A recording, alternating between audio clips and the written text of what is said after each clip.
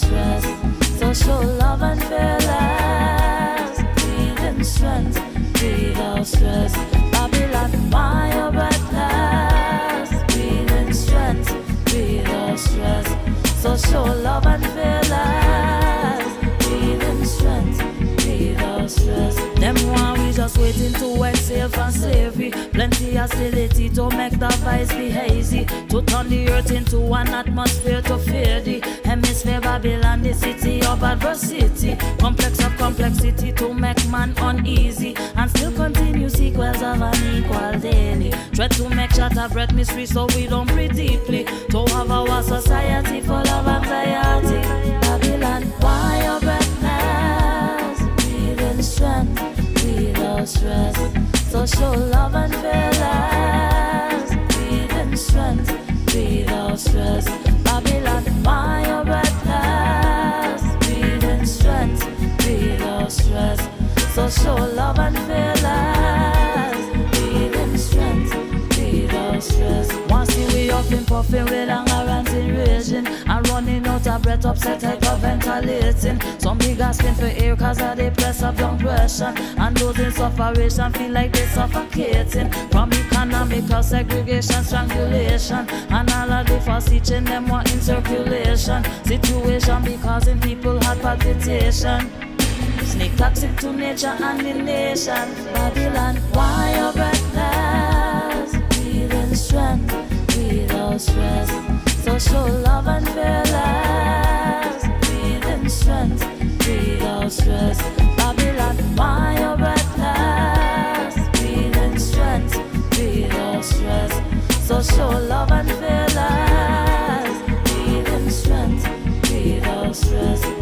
Put to rest the respiratory system. Uniform brutality, bronchitis, them victim. Them want exit your oxygen from out of existence. Fixated and fantasize about man asphyxiation. Them want asthma, they breath of life just like an infection. And got the air polluted with them wicked intention. Try to panic attack we with trial tribulation.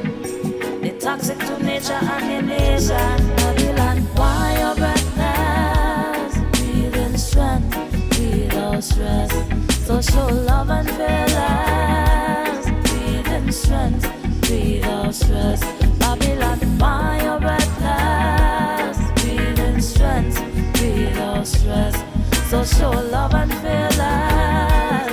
Breathe in strength, breathe out stress. Well, shalom, Mishpachah, shalom, and greetings to each and all, and welcome back to another Friday Night Live. We're so grateful to be here with you all and to go through some things that may be, like they say, popping off according to the Gentiles' New Year. And hopefully we're going to learn a few things this evening. I hope that everybody is in excellent health. All praise to our King. And let's see if we got everybody in the rooms. I see you all are coming in slowly. Greetings to the Mishpachah in the Caribbean. Shalom to each and all. Our families in South and Central America. Shalom to you all. Greetings to the Mishpachah here in these divided states of America. Across the border in Canada, in the UK, in Africa, Europe, the Middle East, the Far East, and every island of the sea. We greet you all by saying shalom and welcome. And for those who are joining us for the first time, we greet you all by saying shalom and welcome. I hope that you had a wonderful day. It was a beautiful day today. Surprisingly, I wish fall and winter would be as mild as this. Really nice, nice weather. And, thankful to the Most High for a beautiful day and looking forward to, well, as a matter of fact, Mishpachah, just to remind everyone, I sent out the email.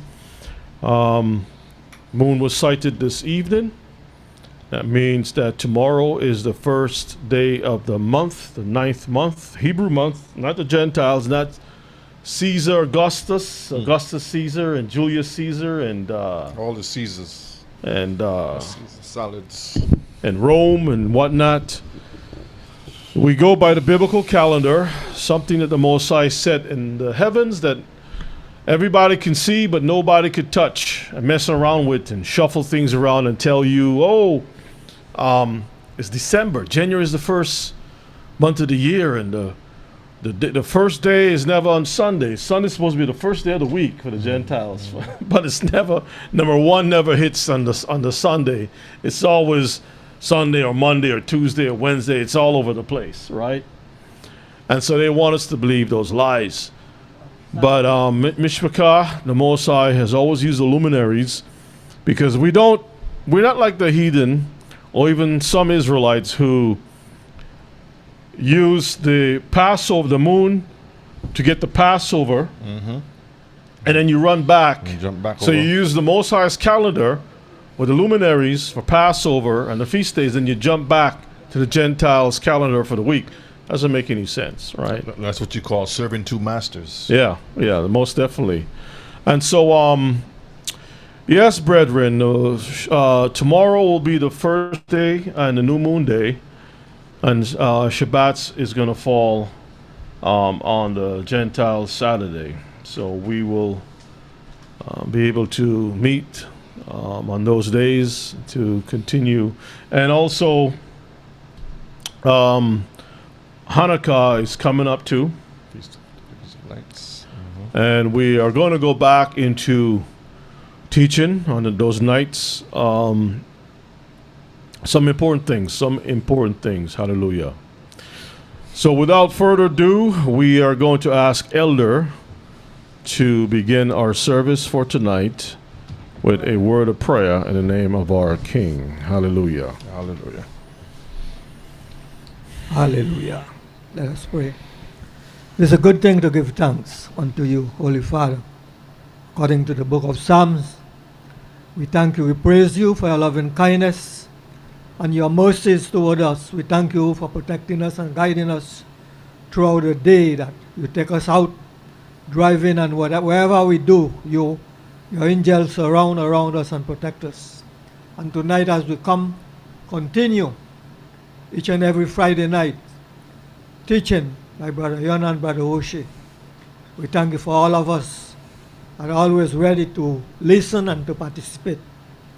Those that are not feeling well, sick, those that have problems, accident, we pray that thou may touch their bodies and heal them, that they all will be healed, all will be well. Those that have little ones, we pray for them. Those that come for the first time, we are very happy and glad to have you. We welcome you, and we pray that the Heavenly Father will keep you strong and well. Bless the service tonight, the teaching. We pray that I may speak to our teachers tonight, Brother Yonah, Brother Oshé, the one that is going to teach, that I may speak to them, through them, for them, and with them, Holy Father.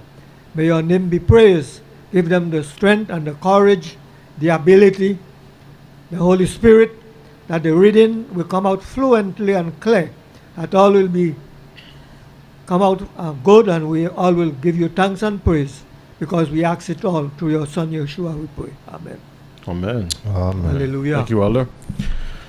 Well, brethren, Brother Shay is going to be driving or flying this plane or sailing this ship.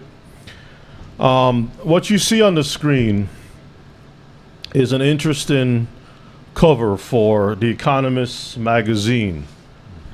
And The Economist, from time to time, they put out some pretty interesting predictions, as they call it. I think it's a Canadian. It's British. It's British? Yeah. Okay, so it's British. Based in London. Okay, so it's a British magazine. And they put out these interesting conspiracies, predictions, or whatever it is, from their perspective. And one of the things that our people need to remember is that the Bible is very true. The book of Ephesians says that this world is ruled by principalities, wickedness in high places. Daniel was praying for 21 days and didn't get an answer right away. Gabriel he said, from the first time, Daniel, that you prayed, the Most High heard the prayer, and I was coming to bring you the message. That's right. But the prince of Persia held me up. So you're thinking, well, wait a minute. How is a prince of Persia, a mere man, physical man with a crown on his head is able to hold back one of the mighty angels of the Most High. That's right. How is that possible? Gabriel? No. So we come to understand that Gabriel was held by the leader in charge, the one of the angels that was put in charge, the right. principalities that was put in charge over Persia, held him up from delivering that message. And so sometimes when we pray, we think it comes straight from God. I use a generic term, Yeah. even though it may offend some Israelites. It comes straight from God to me, like immediately, Instant. right? And there are some prophetesses who believe that they have a direct link to Yah. But if Daniel is praying, and it took him 21 days because an angel was bringing the prayer message and was held up, what makes you think that you're somebody special? A lot of people think that it's like a text or email type Yeah. deal. Straight from your lips to Yah's ears, instantaneous that way. And it's not to say that that can't happen, but like you was talking about the angel that held up Gabriel, Prince of Persia, right? And I believe it's an equal power, because if he's a mighty angel, ain't no smaller angel going to hold him up. It got to be somebody equal or greater, right? Yeah. So that's just me thinking that way to say, Yep. it had to be somebody of equal or greater power to put a delay on the message to Daniel, because Daniel himself is praying, and Daniel is one of the, on the good list that you call One of the strong prophets. He's been through. He left as a young man. He left Jerusalem, early age. Him and Shedi and them, Yeah. right? Left and was taken into captivity, and he went through Babylon, and then he came into Persia. So he's been through some transitions, Yeah. right? And so they learned the languages. They learned to speak the language. They learned everything, and he was risen up, given opportunity to become one of the chancellors or counselors or something Yeah. in the kingdom. So he earned his position. Yeah. So Mishpachah, just in brief, if you look at the picture, you'll see a lot of symbolism, and with the occult, symbolism or images is very important. They always prepare stuff way in advance. They get together, they get the instructions from the demons who sit in charge of different governments. Those demons tell them, well, this is what my boss said to bring to you all. And they sit down and they put together all of these different things, the agendas that is coming up. And the people follow through, right? We have seen examples throughout the Bible where leadership, kings, always have to consult an oracle. Even Herod himself got the priests together to find out what's going on with this star over here. And when that wasn't good enough, he asked the wise men. Now you would think that the priest will be sufficient. No, that wasn't sufficient. He made sure to get some wise men to break down what that star is all about and everything else. And brethren, this is old as the earth. You had the Reagans, you had the Clintons, you had all those people, All the families, yeah. that bring witches into the White House, as an example. In Russia, you had Rasputin, right? Not Putin, but not Rasta Putin, Rasputin. Okay, let's just be clear. That was given information to the monarchy in Russia, as an example. And so we find, even recently with Agent 47, right, the president,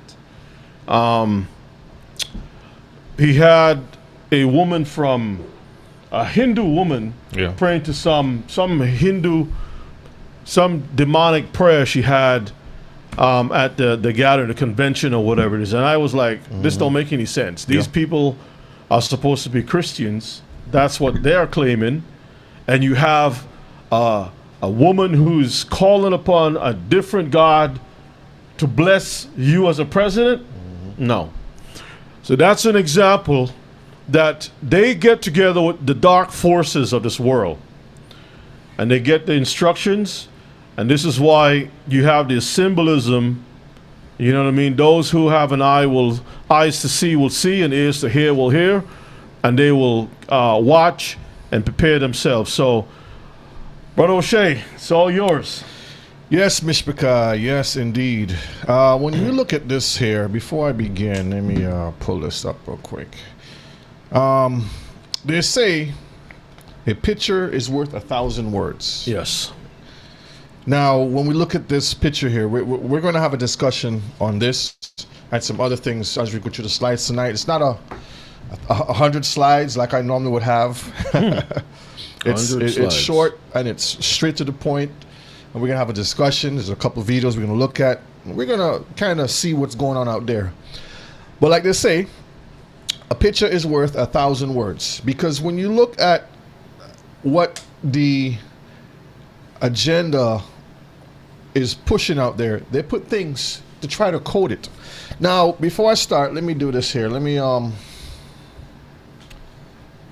the Googles.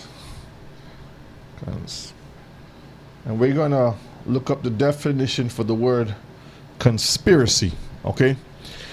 Because when you, in the chat, when you hear the word conspiracy, what comes to mind? Let's talk about that first. What comes to mind when you hear the word conspiracy? Because a lot of times, that is what sets the tone to if the message will be received, or if you're just some fanatic person, crazy person, and you know, if you're just out there with tinfoil hats on and you're losing your mind, basically, or if it's some ploy or plot. But when you hear the word conspiracy, what do y'all think? Something that is trying to do behind Something that he's planning to do behind closed doors. Okay. Lies hidden in plain sight. Okay. This is bad news. Bad news. Okay, a plot. Okay, that's all good. That's all correct. Because at times, and I don't know if everyone knows this, but when you do a deep dive into how the hidden ones, I would put it this way, the ones that are in power, they have made that word a dirty word, in the sense of when you try to bring out truths, they put this as a title or as a how would say, it's a way to scare people from revealing truth. Not only scare, but to like make it not true. You know what I'm saying? Mm-hmm. It's like they'll put it in a category. This is what I'm trying to say. They'll put it under an umbrella and say this is all conspiracy stuff. So automatically it becomes fiction. But when you break it down, the word conspiracy comes from the word conspire. And to conspire means to do what? To plot. Mm-hmm. Okay? So the question is, what are they plotting and who's plotting? This is how you break it down. Yeah. So when you look at the topic, it says, are they planning a global collapse for 2026? That's the question. And I don't think that we have ever seen a government ran by billionaires before. Mm-mm. You know, this is like the first time ever. And, you know, COVID, the time of the COVID was kind of strange, too, because you had a guy who was in charge of Microsoft, a computer company, that now was given advice and working along with the United Nations medical system, mm-hmm. you know, to push the vaccinations, which is Bill Gates, right? which is very strange. I mean, you're not a doctor, but you think just because you have billions, you can simply just walk into any place, which that's how they think anyway, and then you can just say, well, here's $500 million, $500 million, and I want to sit on top of the board and dictate what to do, and basically that's what they do. Their money allows them to have access. Money is power, money moves things. Exactly. That's the key to Elder. Money is power, and when you have money, you can influence the people around you. They can, you can make things move. That's So right. let's look at the definition. Read that for me. Conspiracy is. A conspiracy is a secret plan by two or more people to commit an illegal or harmful act. Okay. Now, when I says they make it into a negative or a dirty word, I'm referring to when you have the truth that you're bringing out evidence and you're bringing out proof. They take that and they make it into something that is not true. Like you're making up a make-believe scenario when you have all the facts right in front of you. But we're reading here, a conspiracy is a secret plan by two or more people. So we understand that's like a committee, right? And we see, the Bible tells us, and we're going to see some of this in our text when we go through tonight, about how they conspire all the time against the Most High because of what the Most High has already put in play from the beginning. And a lot of them don't understand this. They're just doing things, thinking that they're doing it on their own, but they're just fulfilling prophecy according as it's coming. And you know, real quick, people think that the truth is something that you can just lay your hands on and you can just get it like that. Like people, like the world is willing to just give you the truth. Yeah. You have to fight to get the truth, especially when it comes to religion, because that's where a lot of people's are connected to, and they don't ask too many questions. They don't like kind of compare what they've been told Yeah. to what is written. They don't really do the research and compare. Yes, Elder. Yeah. The only truth we can get is from the word. That's right. The world have no truth. The world is lies and problem. That's true. And as you said, Elder, hold the mic, why would that be true? Why would the word be the only truth versus what the world is putting out? Because it comes from the Creator. That's right. The Okay. Creator controls everything. Nobody else cannot contradict or say cannot overdo Him. That is why it is true. Okay. You know, one of them, if you really want to prove if the Bible is correct or not, just from a historical perspective, read the book of Daniel with Nebuchadnezzar's dream.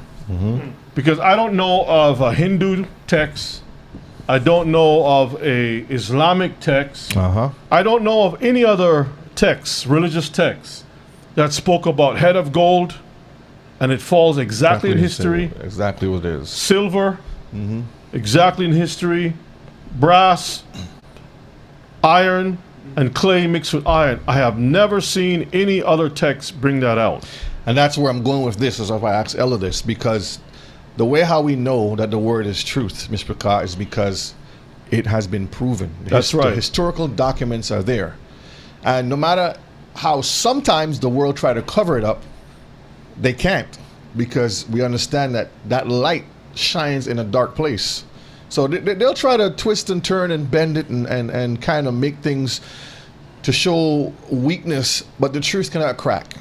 The foundation is too strong for for any type of misinformation, as they would try to put it.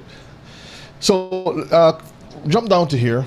In a broader sense, the term is used to describe conspiracy theories, which are explanations for events that invoke a secret plot by powerful figures. Powerful figures. Shadow governments. The Most High don't have to have no conspiracy. Everything that He has put, He has laid it out right before us. That's right. It's out in the open.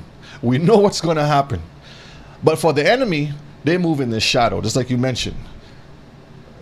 It's like the clouds come over and then they start to come out. It's like, vampire type movements. When the sun is out, you don't see them. But as soon as it gets a little dark, they Yeah. start running around, Yeah. the corners, the alleys, and different things like Yeah. that. Yes, Elder. Yeah, the Elohim only allowed in things to happen. He allowed the people of the world who is in control, let us say the enemy, he allowed him to do what he's doing for a time. Mm-hmm. That's all. That's right. That's right. All right, so let's begin tonight because we're going to get back to this slide with the pictures. I have a video to break it down. We're going to go through it. We're going to have a conversation on it. So no rest for the wicked. Mishpachah, put a 1 in the chat if you think the wicked is resting right now. Put a 2 if they're not resting. Resting. I mean, look at the presidents. When they leave office, they're only there for 4 years. And when they come out, they're grayer than anything else. That's true. No rest. The devil and his minions continue to be hard at work in preparation to establishing their final kingdom, because that's what they're trying to push. Yeshua promised us our kingdom coming from heaven to earth. Mm-hmm. So they understand all of this. They see the same text we read, the same information we have, they have. So they are trying to pervert it. Like when you have a river that goes this way, and then they try to divert it to a different way. But nature takes its course and bring it back. Every time they try to divert the Most High's words, it comes right back on course. So they're trying to establish their kingdom, trying to destroy as many souls as possible, not taking a rest at their wickedness. And we can see this every single day in the news. You put the news on, it's nothing but madness. The news, once upon a time, used to tell you the truth. Now it's just lies and madness. Yeah, and when you and people have actually done the test where they played clips from all the networks and they're all saying the same thing. Same thing. That's right. Same thing. They're all singing the same song. Read Job chapter 2 and verses 2. Let's start there. And you all said unto Satan, From whence comest thou? Uh-huh. And Satan answered you all and said, From going to and fro in the earth, and from walking up and down in it. Now, we can clearly see that this is way after he has been kicked out of heaven, because we can see he's walking up and down the earth. He's not where he used to be. He's not employed anymore in heaven. So he's on earth doing what he's supposed to do, which is cause problems. And let me pull up a precept to that real quick. Let's go to the book of Revelation. I always like this one. When it came to me, I just start to laugh every time I read it because I think it's interesting. Revelation chapter 12. I think it's 12. Let's see. Let's see. Yes, here we go. Is that the one? Let me see. Hold on. Let's see. Okay, verse 12. 12 and 12. This is the one I like. I figured that. Therefore rejoice, ye heavens, and you that dwell in them. Woe to the inhabitants of the earth and of the sea. Okay, pause a minute. See, the first part makes me laugh because the heavens are rejoicing because he's been expelled. He's been kicked out of heaven. So there's no more problems up there. Go ahead. For the devil is come down unto you, having great wrath, because he knoweth that he have but a short time. So the short time that he has, all he's doing is causing a havoc. He's coming through. He's accusing people. He's being very manipulative, destructive. Everything you could think of in a negative sense, that's what he's doing. That's his job. Mm-hmm. Okay? So Job is saying here in the historical record that he was going through a test. And the Most High is not to say he did anything wrong or anything right. He's just keeping the commandments. He was a person that eschewed evil. But as part of a test, the Most High said, this is my servant Job. He's very good. And therefore you see Satan walking up and down. All right, 1 Peter 5 and verse 8. Be sober, be vigilant, because your adversary the devil, as a roaring lion, walketh about, seeking whom he may devour. And when you notice it says roaring lion, because lion, it could just say lion. But at what point do the lion itself, or I don't say what point, when you have the lion, he has different moments of him. He could be sleeping, he could be drinking water, he could be running, he could be fighting, he could be. But in this point, it's saying he's roaring. What does that indicate when a lion is roaring? The second half of that lets us know that he's positioning himself for an attack. There you go. So he's letting the surrounding area know, I am coming to take your life. Pay attention. So he's walking about seeking whom he may devour. On the bottom, I put 24 hours a day, 7 days a week, all the time. This is what the wicked is doing, and we will see it as we go through tonight's slides.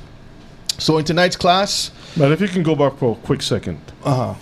That part in Peter says, be sober and be vigilant. That first part, sober, I must ask our brethren, what are some of the ways that we can find ourselves not being sober? What are some of the things that would have us as if we're drunk, incoherent?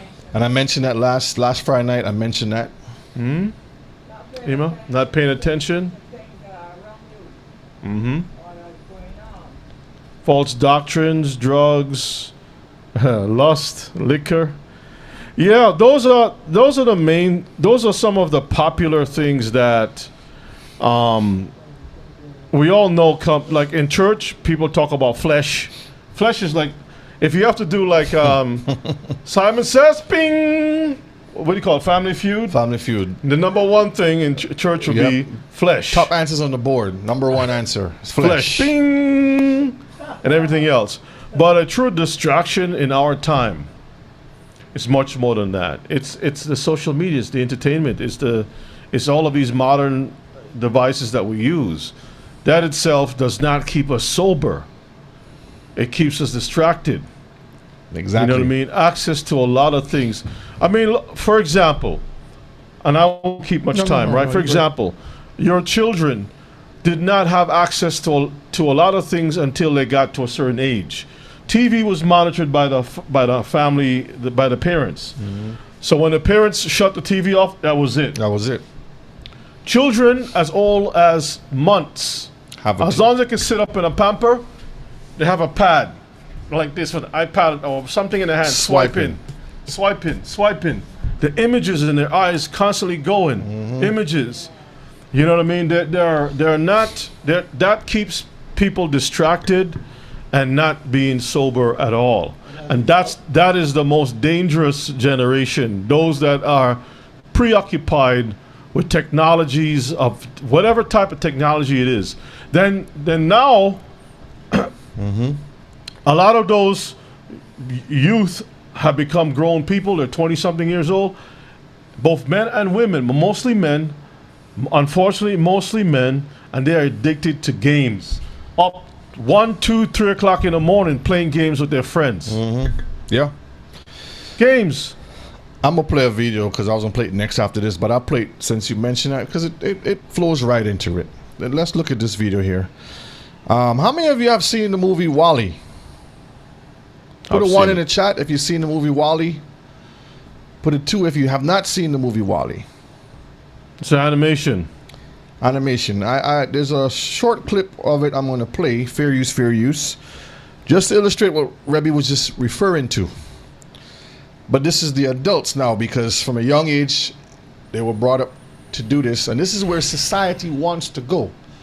Later on we're going to watch a video with Muskie Musk and what he's planning, what they're planning.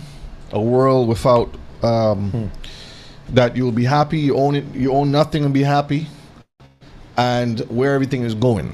And this is what they're programming you or preparing you to accept. So fair use. I have it all morning, so let's hover over to the driving range and hit a few virtual balls in space. Look at him. Nah, we did that yesterday. I don't want to do that. Well, everybody's fat and sloppy. I don't know. Something. Wow. Floating chairs. Everybody's fat and sloppy drinking shakes. It doesn't Look, I'm tired of it. If you See that? can't fool the strong, you have to decide any good. That's society. So I'll pause it right here. That looks like Amazon factory floor, doesn't it? Yeah. But this is the future that they're planning for everyone, Mishpachah. Put a one in the chat if you could see yourself in these chairs floating around. You know, Brother Shay, if you all have a chance, look at some videos with the malls in China. A lot of the malls in China are designed very similar to this. There's a lot. It's very, very modern with a lot of electronics everywhere. Yeah. Minority Report. Like Electronics everywhere. Yes. Stuff is no joke. That's exactly what they're doing, and people are caught into this thing. It's a trap. This is what we're looking at, designed for the world. But this is not designed for the people of Elohim. Mm-hmm. This is what we're seeing that the enemy planning to do. So that's why we need to pray and ask the Lord to make the time short. Brother King, why you say no way, Brother King? You don't see yourself riding in one of these? Imagine Brother King is passing through St. Vincent on one of these chairs, going up the hill, around the corner in a chair, and a Slurpee in his mouth. Coconut Slurpee? Yeah, coconut. Hot. Look at that. Over here.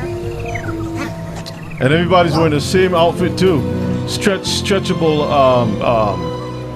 What is that called? Leotards or something?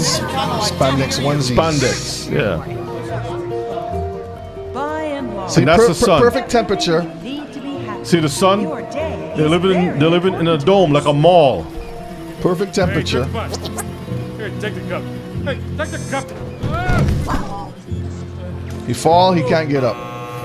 Please remain stationary. A service bot will Look at be that. here to assist you A big old momentarily. dumpling. Hello. Please remain stationary. A service bot will be here to A service assist you bot. momentarily. Age of the bots are coming, Mishpachah. Age of the bots are coming. John. He can't even turn over. No. John. So, Mishpachah, let me know if that's a world where you would love to be in. Remember the movie The Truman Show? Truman Show, yeah, in the bubble. In the bubble? Yeah. Yep. Elder? Is that the world you want to live in, Josiah? Is that the world you want to live in? Where you just sit in a chair and you just float around? So in tonight's class, Mr. Picard, we are going to have a discussion on the enemy's plan for all humanity. This discussion is and will touch all of us on a global scale. So this is an older article, because sometimes you go back because they always give away bits and pieces of what they're planning, but they hold back a little bit. They give you a little taste, they hold it back, and then when time comes, they present it, and people are like, "Oh, this is something new." No, they have been talking about this stuff for generations. This is the United Nations Chronicle. Okay, this is November 4th, 2017, and it says global citizenship. And you can see, like I said, a picture is worth 1,000 words. And that is to say, they have been planning to have a global citizenship where everything is done by biometrics. You can see the world within the thumbprint, in the fingerprint right here. So you'll have to be a part of this biometrical system that they're putting together in order to live within this society. Okay. All right. They continue to conspire. This is where conspiracy comes from, against the children of the Most High and all of the Most High's creation. Because again, the animals, the birds, the bees, the trees, everything, the land itself is suffering under the wickedness of these heathens right now. Psalms 83 and verse 5. For they have consulted together with one consent. One consent. They are confederate against you. They are confederate against you. And you know I always talk about the confederation, Satan's army, where you have certain families that are put together that have a job to do. And they're doing their job very, very well. Now, this is a quote from Christine Lagarde. It says, social unrest. What you say, Ima? Lagarde. The E, I think it's silent. Lagarde. Okay, Lagarde. Read that for me. Social unrest and protectionism are the two major risks of the world economic crisis. And I was, when I read certain things, certain words jump out at me. Tonight we're going to talk about the economic, or the Economist magazine, and what they're predicting. And in that title is the word economic keeps popping up. Then you have the Economic Forum. That word pops up again. So I keep saying, what are they talking about economics? Which economics deals with what? Money. Finance. Finance. So something to do with the finance that they're talking about all the time. But you're not really catching on to it because you're thinking of other things. So they're saying that they will have a financial crisis. Social unrest, meaning within society, you're going to have a lot of distress, riots, protests, mass shootings, killings, a whole lot of stuff going to be going on, right? And these are going to be the two major things to bring in a financial crisis. So when you see the word economic, just put the word money or finance there, and it will kind of open things a little differently. So why do they keep singing the same song? Why are they keep talking about finances, finances, finances? Because they're planning something very big. There's something called predictive programming. Now, when you Google this, it'll tell you predictive programming is a conspiracy. That's what it will tell you. If you don't believe me, let's look it up, because I want you to see when I'm doing research. This is what I look for. Predictive programming.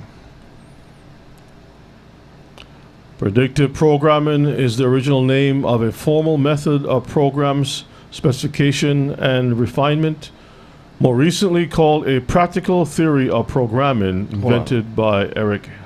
Let me see if that's the one I wanted. Open this bigger and see where it go. I mean the Wikipedia one there? No, let me see. AI mode. Let's see what it says here. Oh, there it is. Yeah. Okay.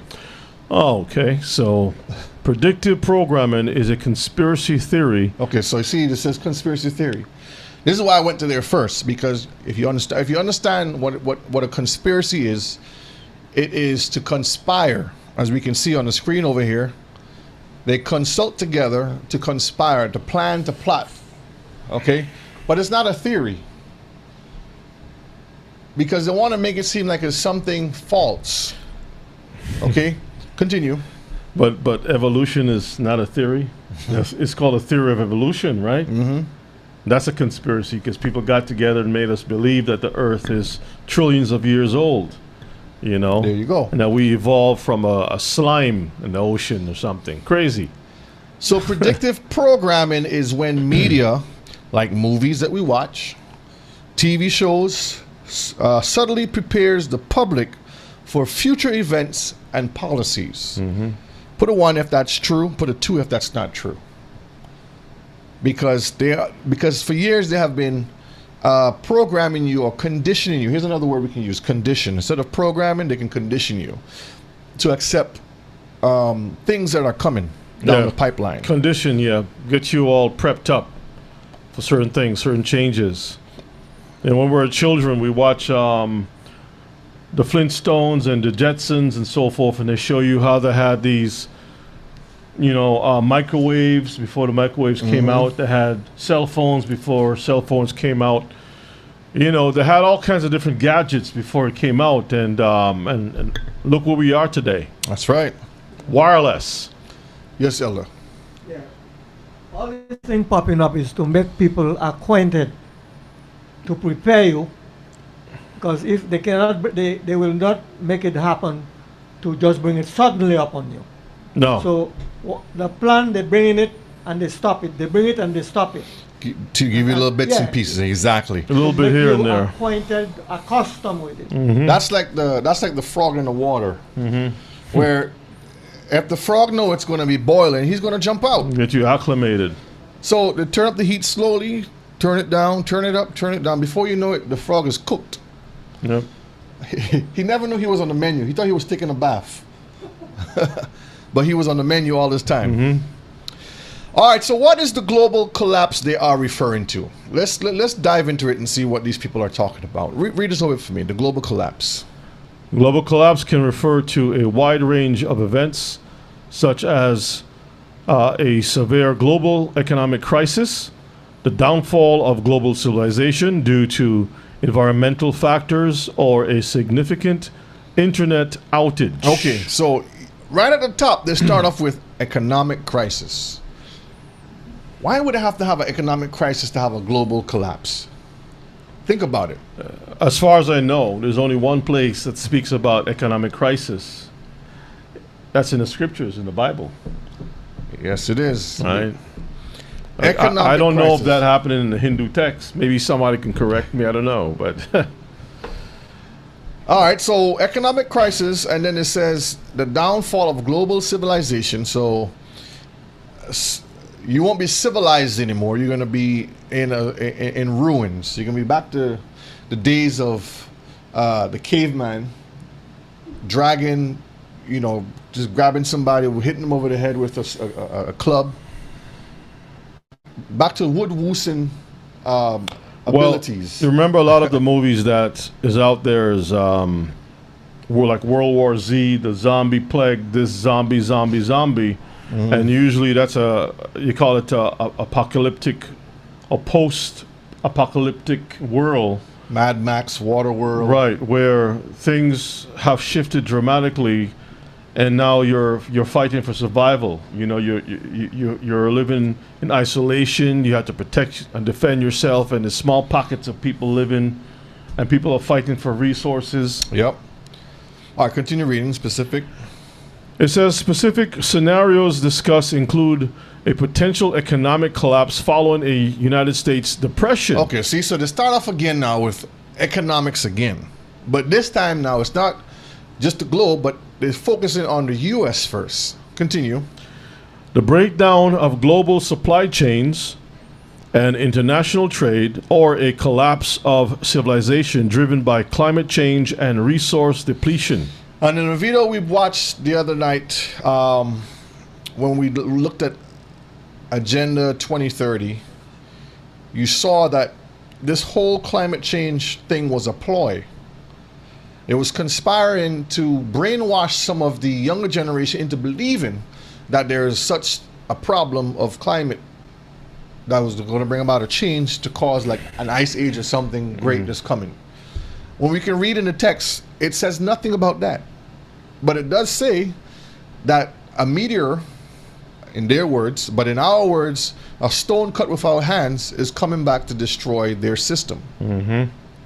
And in their eyes, they call this the ice age that's coming. But the Most High is telling you that he's going to come and destroy their kingdom.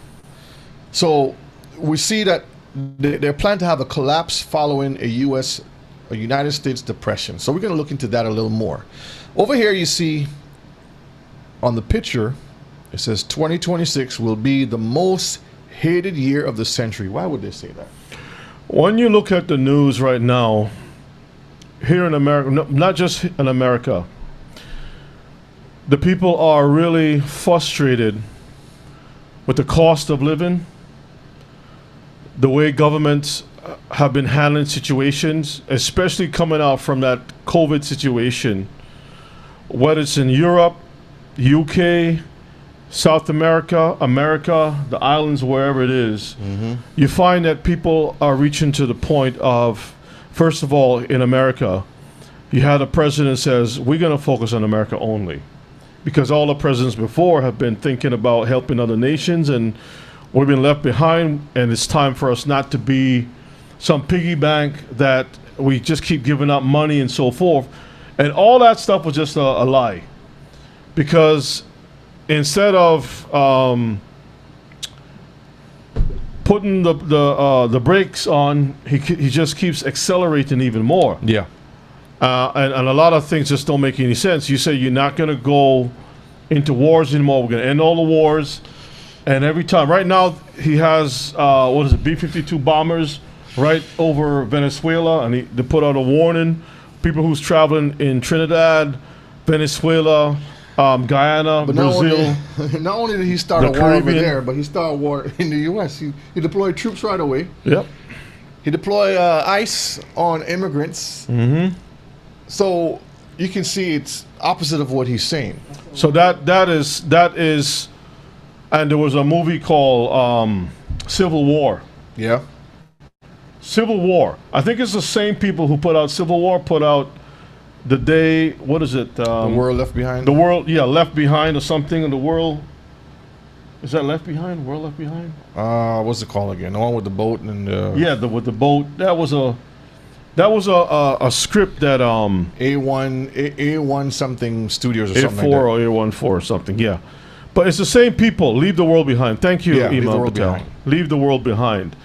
It's the same company that produced both movies, and in that thing, it showed a strange scenario where one was Civil War, where the reporters were showing both sides what's going on, and the president was in office for 3 terms, family. They And mix it. what does President Trump say? He's going to be there for a third term. I think we're gonna try to get in for a 3rd term. So it's like, wait a minute, what's going on here? They're telling us. Predictive programming. You're going to hear me say this throughout the night because it's going to make a lot of sense when things start coming together. This is an article from the Economic Times. So this deals with financial stuff, okay? Read that from America's Debt. America debt time bomb. Markets could crash before 2026 midterm election, says ex-IMF official. And IMF is the what? International Monetary Fund. Fund, yeah. Okay, so it deals with finances again. So it's not dun dun dun dun dun. Mission Impossible. That's all linked though. All right, let me see. Let's read this first part here, Okay. and then we're going to jump down. The United States may be in line for a severe financial reckoning before 2026 midterm elections. So when is that? When is the 2026 midterm elections? Anybody in the chat? When is that? When was this article put out? I think that's happening. Is that This happening? article was put out. A 2026 midterm. I think that is next. Is that next year? I think it's next year. This article was put out 25th of July. I mean, 15th of July. So when is that, Mishpaka? When is the midterms election? Somebody look it up in the chat.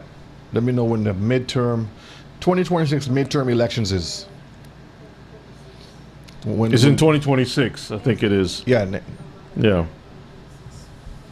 Anyway, All right, continue reading. Desmond Lachman, a former deputy director at the International Monetary Fund, warned that the world is losing trust in the United States dollar, and the U.S.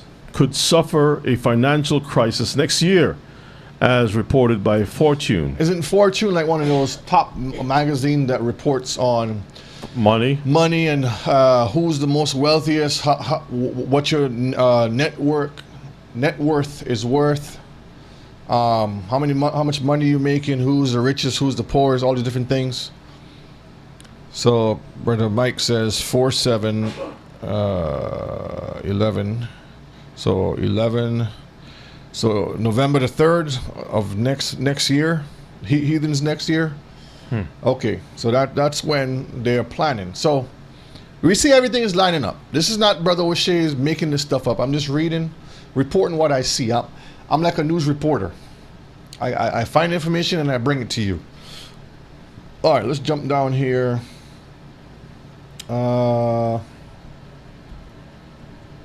Let's read this part here and then we're going to move on. Right here. Okay. In Lachman's view, even before the start of the United States President Donald Trump's 2nd term, the fiscal health of the nation was already beginning to show the pressure, according to Fortune.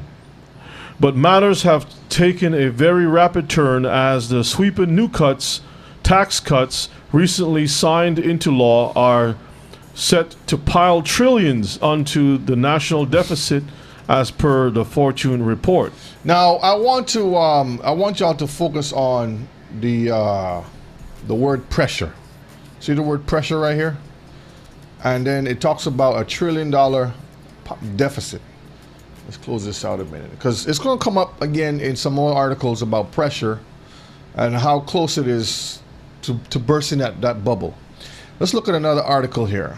Let's look at this one here. This is from the Hacker Noon. Hacker Noon. And what does that says? What does it say right here? United Nations member states endorse global digital ID framework with Pact for the Future. Now, when you go into it, it's talking about how the money have to become non-existent for this to work. Mm-hmm. Let's see. Let's read this first part here.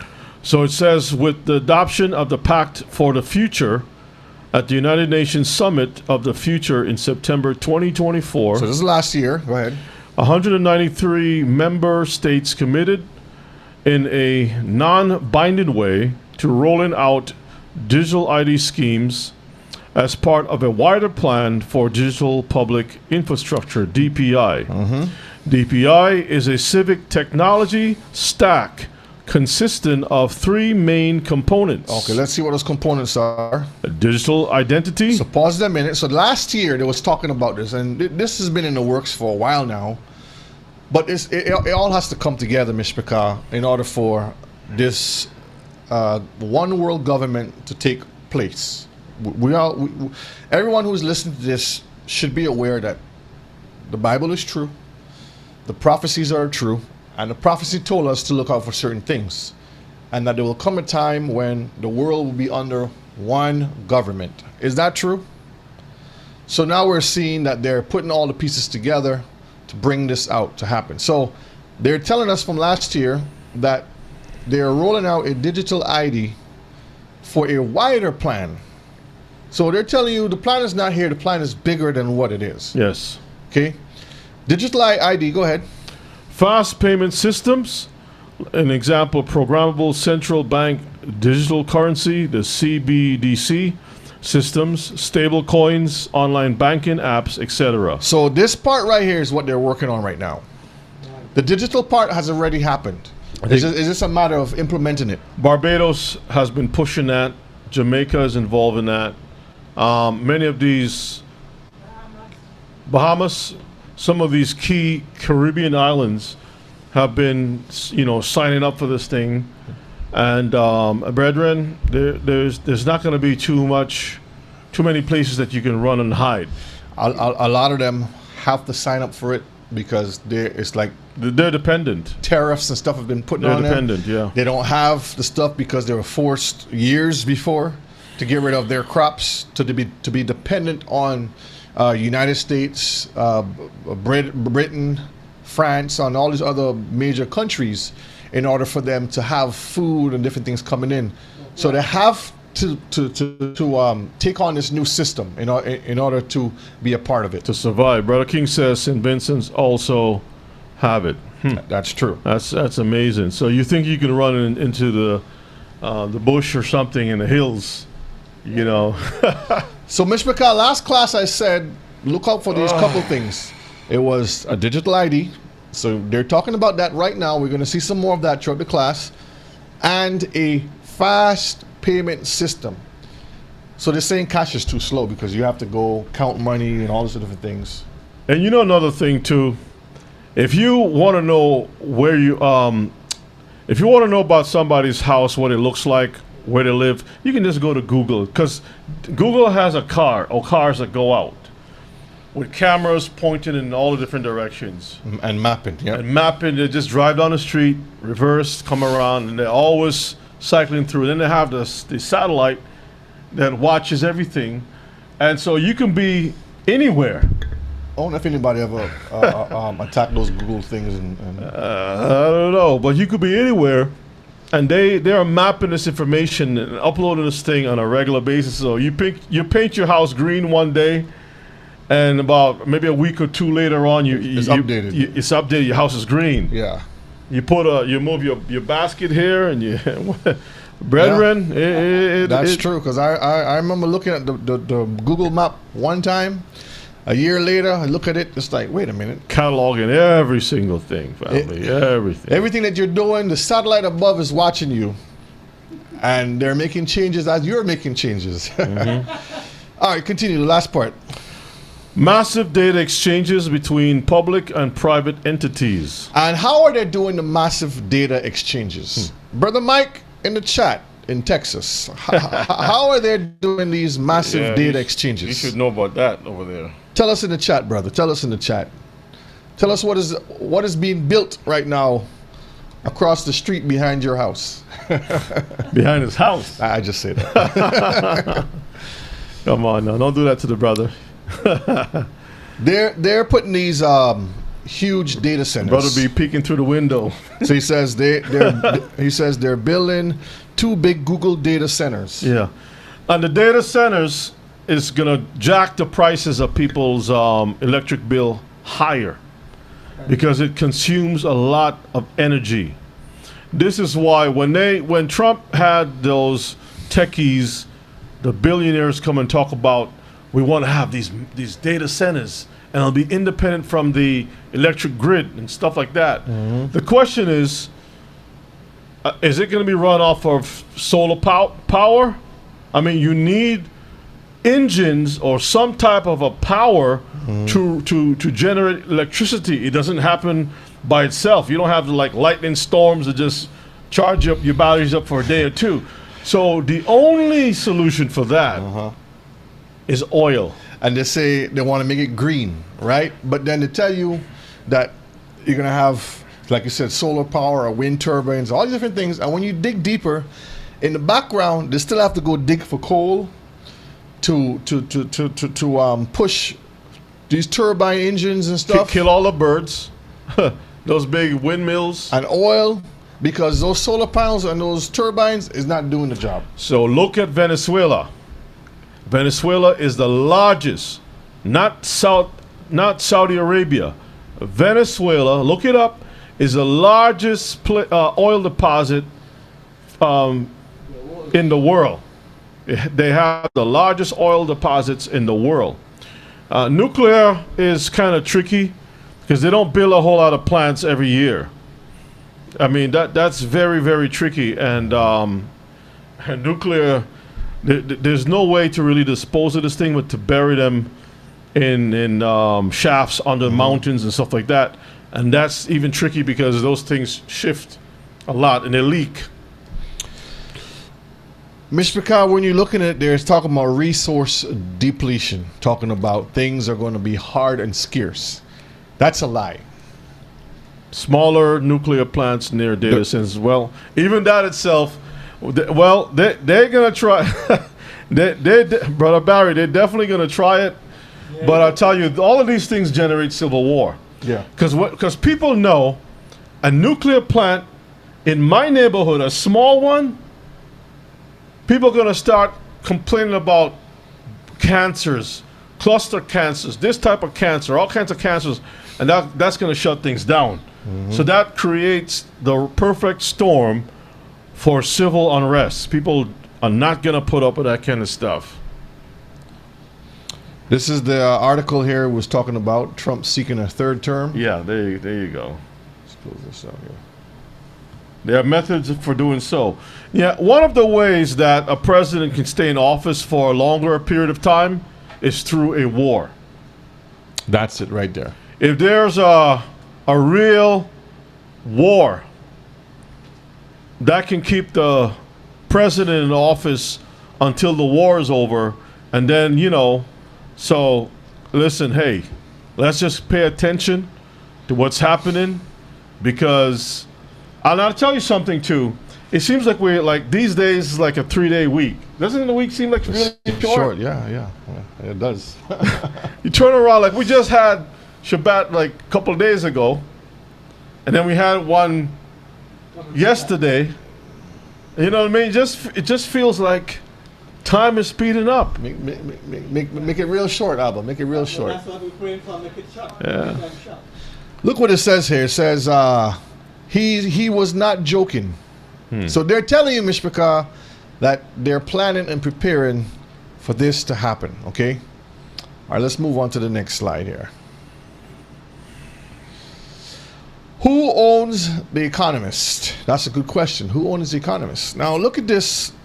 This is from Sprinter Press from Twitter or X now. It was once Twitter. It's That's Elon Musk. yeah. Read this for me. The Economist foresees war, pestilence, and economic collapse in 2026. So this person is saying these powerful people behind the scenes are predicting war, pestilence, and a financial collapse. Now look at the picture. Good. I got a question. Because remember COVID, when COVID came about, Trump was the one in office at that time, right? When did the COVID thing started? Was it his first year in office, or was it his second year office when it rolled around to the second? This is the second year. It's first No. year. This first term, second term. This is the second term. I'm talking about Oh, when he got when he came into office as president the first time around. Did the COVID thing start? 2019. Because he came into office when? 2019, right? Is it 2019 or? When did he come into office again, Mishpachah? Help us out here. 2017 he came in office? 2019, the end of his term was when COVID 2017, thank you. 2017. Yeah, the end of his term because So it came towards the end of his term. Yeah. Okay. So I'm just throwing something out here, right? See, from 2017 to 2021, because He COVID served, ended right. in 2021, and then Biden take over. Right, Because right. Biden's talking, he's going to change that. So he came in towards the end. That COVID thing came in towards the end of his 19 to 21. 2019. Right, December 2019 into 21. So Yeah. let's keep an eye on what's happening now, because him being in office at that time brought a lot of problems, especially here in America and the rest of the world. That lockdown thing was no joke. Okay, that reset was not a joke at all, and now they're talking about a collapse in 2026. Brethren, let's try to stay abreast of what's going on in this world. Okay, let's pay attention. And Biden was in office 22, 23, 24, right? Yeah, and they're talking about another thing because they said in Washington, I think Hawaii or Washington State, they said that there's an outbreak never seen before in human beings. And I'm like, here we go again. The last time it was over in the West Coast, and they start that nonsense, and then they trickle over to this side. Anyway, They know what they're doing. So when we start to dig deeper, we start to see who's behind a lot of this mess, okay? So again, they're predicting war, pestilence, and a financial collapse in 2026. And the picture is showing you here the four horsemen. You can see the riders, and that is found in Revelation chapter 6. We're going to get into that later down to kind of open up some of this discussion. But the question right now, who owns The Economist? Let's look into it. Let's read that for me. The Economist is owned by the Economist Group. So you asked, what was The Economist? The Economist, a private company with a complex ownership structure designed to protect its editorial independence. So I read this a couple of times and I says complex ownership. Why does it have to be complex? Why can't it be simple? A simple ownership. Bob owns it, but they're gonna tell you Bob owns it. They're gonna give you a whole run around yeah. before you can find who owns it. Right? Designed to protect its editorial independence. That means able to speak what they want to speak without government Anyone interference. messing with them. Okay, yeah. continue. The largest shareholder is Italy's Agnelli family. Anginelli, I think it's. Agnelli, okay, through their investment firm Exor NV, holding about 43.4% of ordinary shares. The major shareholders include the Rothschild family, 26.7%. That is Ashkenaz. The Cadbury and Schroeder families, and various staff and former staff members. Now we're going to look into them in a little bit, and we're going to see some of the players and the agendas behind their stuff. Now remember, The Economist is a magazine, and right over here it says The Economist's primary focus is world events. So it's a magazine that comes out of Britannia or Britain that focuses on world events. Most that they focus on is politics and business. Okay, but it also runs regular sections on science and technology. That's very interesting. Science and technology, as well as books and the arts. The 5 main categories that they cover is countries, regions, business, finance and economics, which is the same thing, science and technology. So that's the 5 areas that they cover. All right. And that is very interesting because artificial intelligence is linked to it heavily. Money, military power, and who moving the pieces around the chessboard, because that's what military is about. Taking king of the hill mentality. And then you had some senators who themselves were in the military, serve in Iraq and other places, military intelligence and so forth, that has been saying to soldiers, you don't have to listen to the president's orders, to do whatever he tells you to do if it's against the Constitution. And the president says, hang them high, hang those senators high. They need to be. So all of those types of conversations creates unrest and civil wars. This is not just for America only, brethren. England is going through a lot of stuff too. This is worldwide. Matter of fact, you look over on the continent of Africa. What's that guy's name that everyone trying to hate? He walks around with in the military. Yes, Faso. Yeah. What is? Yeah, the colonel or something. Or he's general? trying to do his stuff, and the Europeans are trying to go against him. China's in there trying to do their things too. There's a whole bunch of different chess pieces moving around the board. All right, so let's look at the families here. We're going to pull up some of these and kind of look into it. But these are the families. The Anginelli family is into a lot of racketeering in sports. No, they're good people. They're good people. When you dig into it, a lot of what's the term? Legal, organized crime. Organized crime. Mafioso. So let's look at some of these here a minute, okay? And you got the Rothschilds. Let's open this one first. And let's start from the top first. I'll jump back down there so you can kind of see who they are. Let me make it a little bit bigger. You can just read the first till about here. Okay, so Anginelli family is an Italian multi-industry business dynasty family founded by Giovanni Anginelli, one of the original founders of Fiat Motor Company, which became Italy's largest automobile manufacturer. Just good enough. Okay. I'm just telling you the background of them, how they become powerful. And you can go and check it out for yourself, but when you jump down here, it shows you the companies that they own. Let's go down here. Let's see. The family control counselors. Right here. So a list of businesses. So these are the businesses that they own. Fashion designer. Sodomite business. Go ahead. This one here is British. Go ahead. You can Trades. British American trade. Right. Bibliometrics and scientometrics. Basically trade. Right. Okay. And what is this one about? I'm not sure what that is. This is about investment firms. And the list goes on. More Yeah. stuff. You go down, radio. Uh-huh. They own a soccer, not team, but a League. and this is where they do a lot of the bet. Is that Philips? Philips, yep. Okay, so the technology Dutch company Philips, They own that. the electronics. Okay. Chinese clothing and stuff like that. Okay.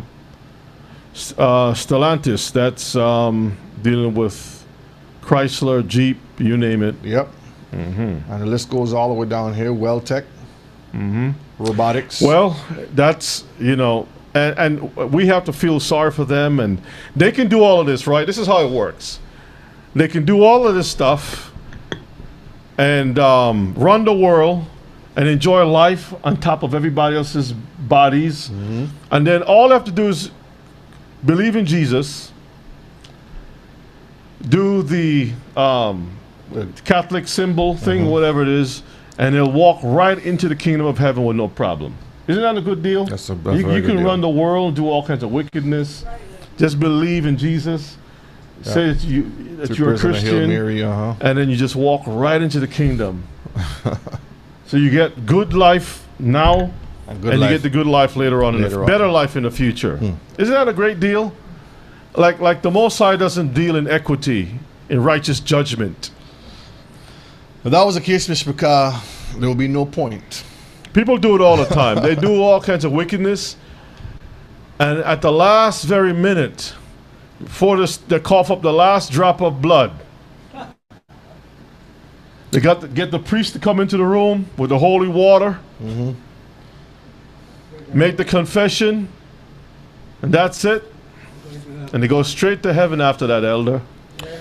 All right, so this is the Rothschild. We already know about them, so we're not going to talk too much about them. But That's you can the see Ashkenaz right here. wealthy. Ashkenazi Jewish noble family from Frankfurt. See, so there's nothing new on that. We know who those people are. Let's look at the Cadbury family. That's where you get the chocolates, right? the chocolates, yeah. Let's close this out. A British family of wealthy Quaker industrialists descended from Richard. And see who the Richard Quakers who? are? Let me open this a bit bigger so you can see who the Quakers. See the Quakers right there? That's where you get the oat. You see the symbol of the oats? The Quaker Oats. All right, so this is the chocolate company right here.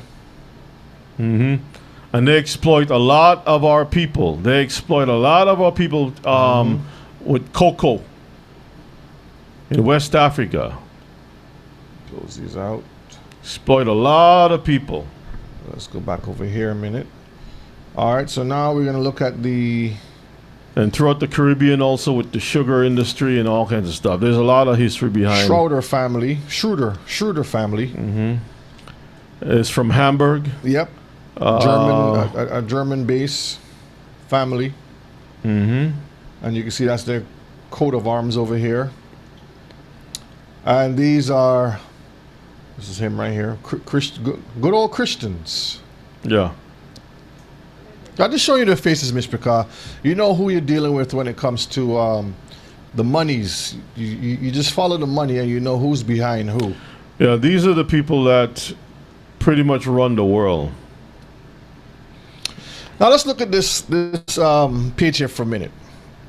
Over here you have a cover from The Economist. Over here, at the point so they can see. Over here is right over here to your left. It says the new economic order. New economic order.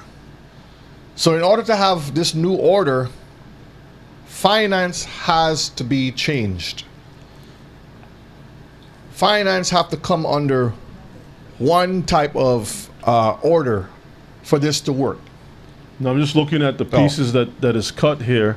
Yep, The split different right down. zones. You got 1, 2, 3, 4, 5, 6. Yep, 6 zones. Interesting, huh? 6. So you see what they're pushing out. So you ask the question, what is it? What are they trying to tell us? Over here, this is the older one, and this one is coming true right now. It says, get ready for a world currency. And you can see the phoenix.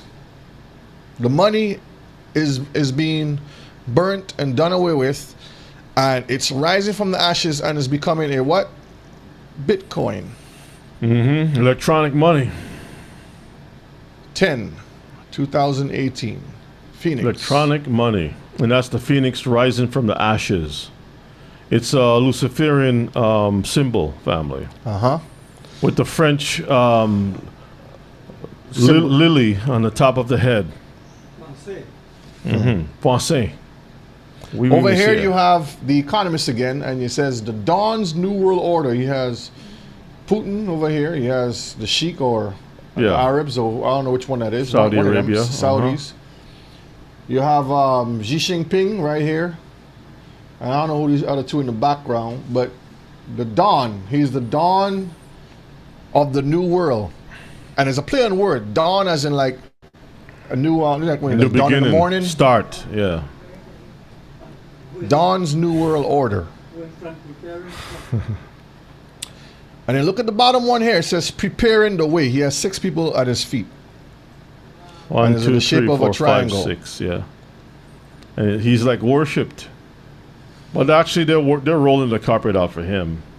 1, 2, yeah, they're rolling the it says carpet the out alarming plans for Trump's second term. 1, 2, 3, 4, 5. And the shadows here for the one is 6. Also, the one in the back, the red one, 6 shadows. 1, 2, 3. Put the thing. Yeah. 1, 2, 3, 4, 5, 6 shadows. Yeah.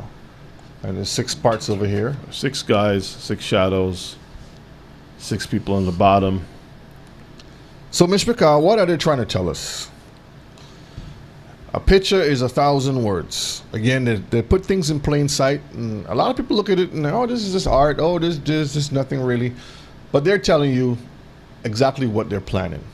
They're telling you that they're preparing a way that he can be the one in charge that's going to change the world, get the world ready for one world government, one world currency, under a new economic order. When you really look at the whole picture of what they're saying, we're gonna play some video here shortly, so you can actually see what they're saying and not what Brother O'Shea is saying. This is 2024, The Economist, the world ahead of 2024. Again, what are they trying to tell us? Let's read down here, and then we're gonna look at some pictures here. Okay, well, we can see it says, what a year. One American presidential candidate bowed out a few months before the election. That was when Biden bowed out. Okay. Another was almost assassinated twice. Ukraine launched a counter-invasion into Russian territory. Iran's president died in a helicopter crash.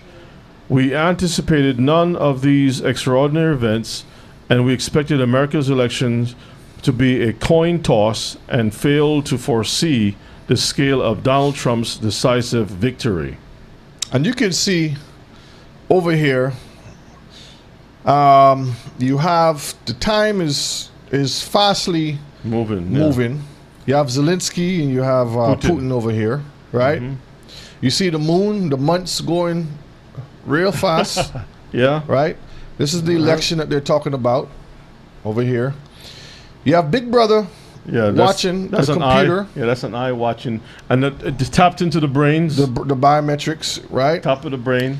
This is the money that you see is going down. Stocks. See, the stocks are going down. And then you can see... You can see the dollar sign, and then you see... Make it a little bit bigger so they can... Dollar sign, and you have different... see the dollar sign right here? The yen, and the euro, and the pound, and... all the different currencies. Question mark. Over here is the barge, the ship. This is the containers on the ship. It's just linked. Remember when they had the freeze and they had the boycott and they stopped all the shipment for a while? And the ships were out in the ocean piled up, and you couldn't get supplies. The longshoreman was on strike and all kinds of stuff was going on. It's crazy. Muskie cars, the batteries are burning up. Remember that? Xi Jinping and the minerals. Yeah, the rare earth minerals that they're trying to get, and those are some pictures of them on the bottom. Yep. For the batteries, because they want to transition to things. Biden over here, and this is Hurricane. Is that Biden or Putin? That's Biden. It's Biden. Okay, yeah. this is Biden. Putin's up here. Putin's up here. Oh yeah, that's right. That's right. So that's Biden. Yeah. This is Biden. And he was going back and forth trying to get minerals and different things like that. Yeah, it's Xi Jinping. And then you have the hurricane season. Now, I have a question. The red and the blue.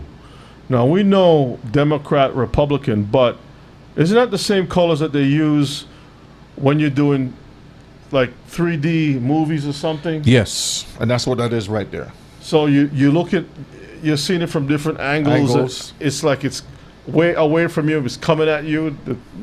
Isn't that what it is there? Yeah. The colors right here. See right here. When you put the colors, it confuses a person here. And this is also a satanic sign right here with the two moons on the Baphomet. When you look into it, that's Yeah, I've seen that. questioning the power behind that. And Mishpachah, Musk is trying to go to space over here. And then you have the feminist power, dropping nukes, peace.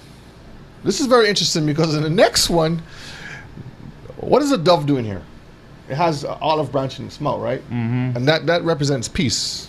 The only person that I can connect that woman with the hair tied back like that is the female president of Mexico.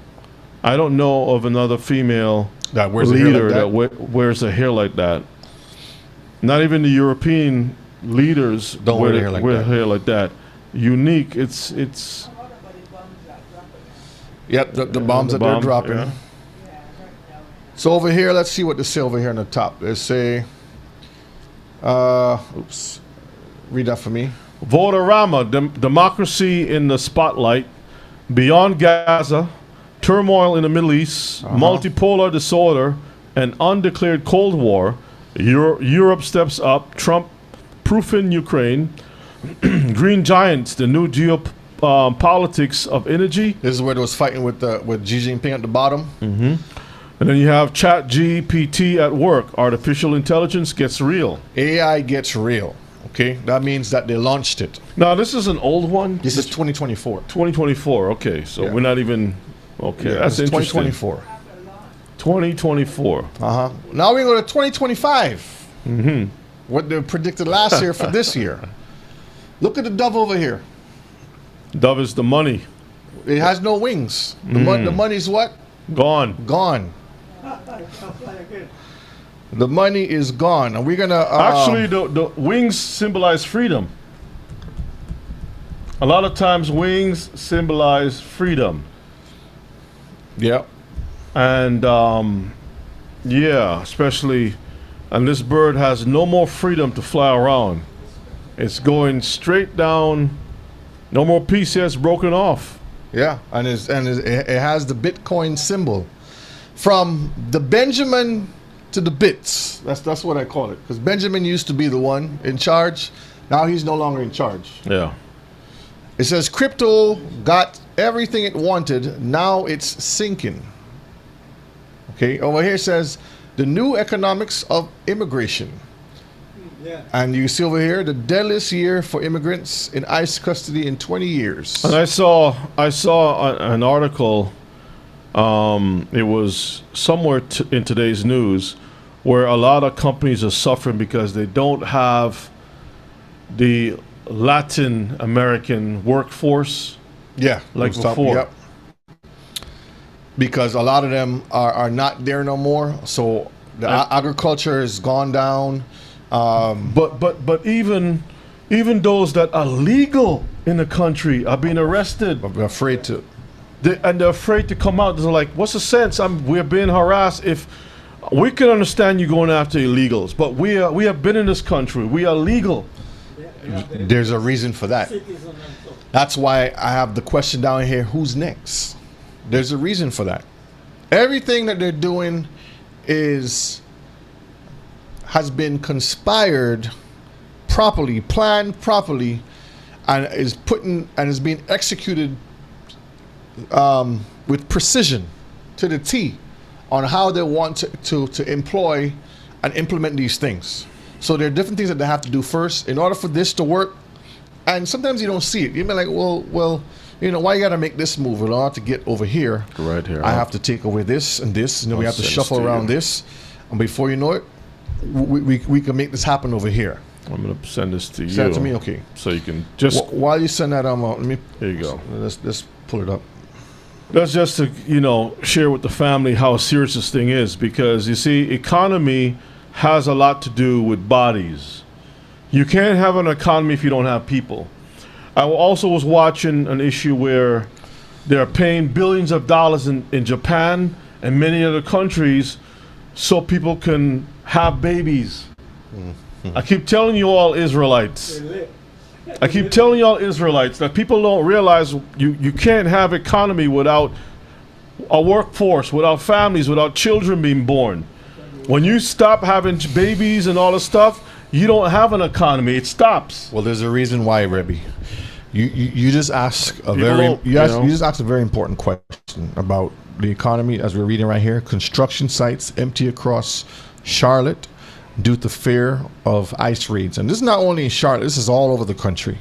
But this article is talking about Charlotte, and there's a reason for that. We're gonna watch a video after the next slide that explains why they're getting rid of the workers. There's a reason why. So let's look at something here a minute. Let's look at this here. Let's break this down a little bit. Let's talk about this here. So let's make this bigger. Let's start at the top. Let's see. So we have Saturn, huh? Right at the top. Saturn. Well, why Saturn? We understand Saturn is something that they worship. God, the God that they worship. Look, if you notice, what's this right here, Mishpachah? It's a dirty image of a city. Cities. This is where they're going to begin. They're going to start. Over here is the currency for China and Japan, I believe, and it's pointing down. That means that currency is going down. And if you notice in the background of all of this, you're going to keep seeing a digital board. See over here and over here. Yeah, it's slowly becoming digitalized. Ours are pointing down again. Xi Jinping is over here. But they made this thing into a face.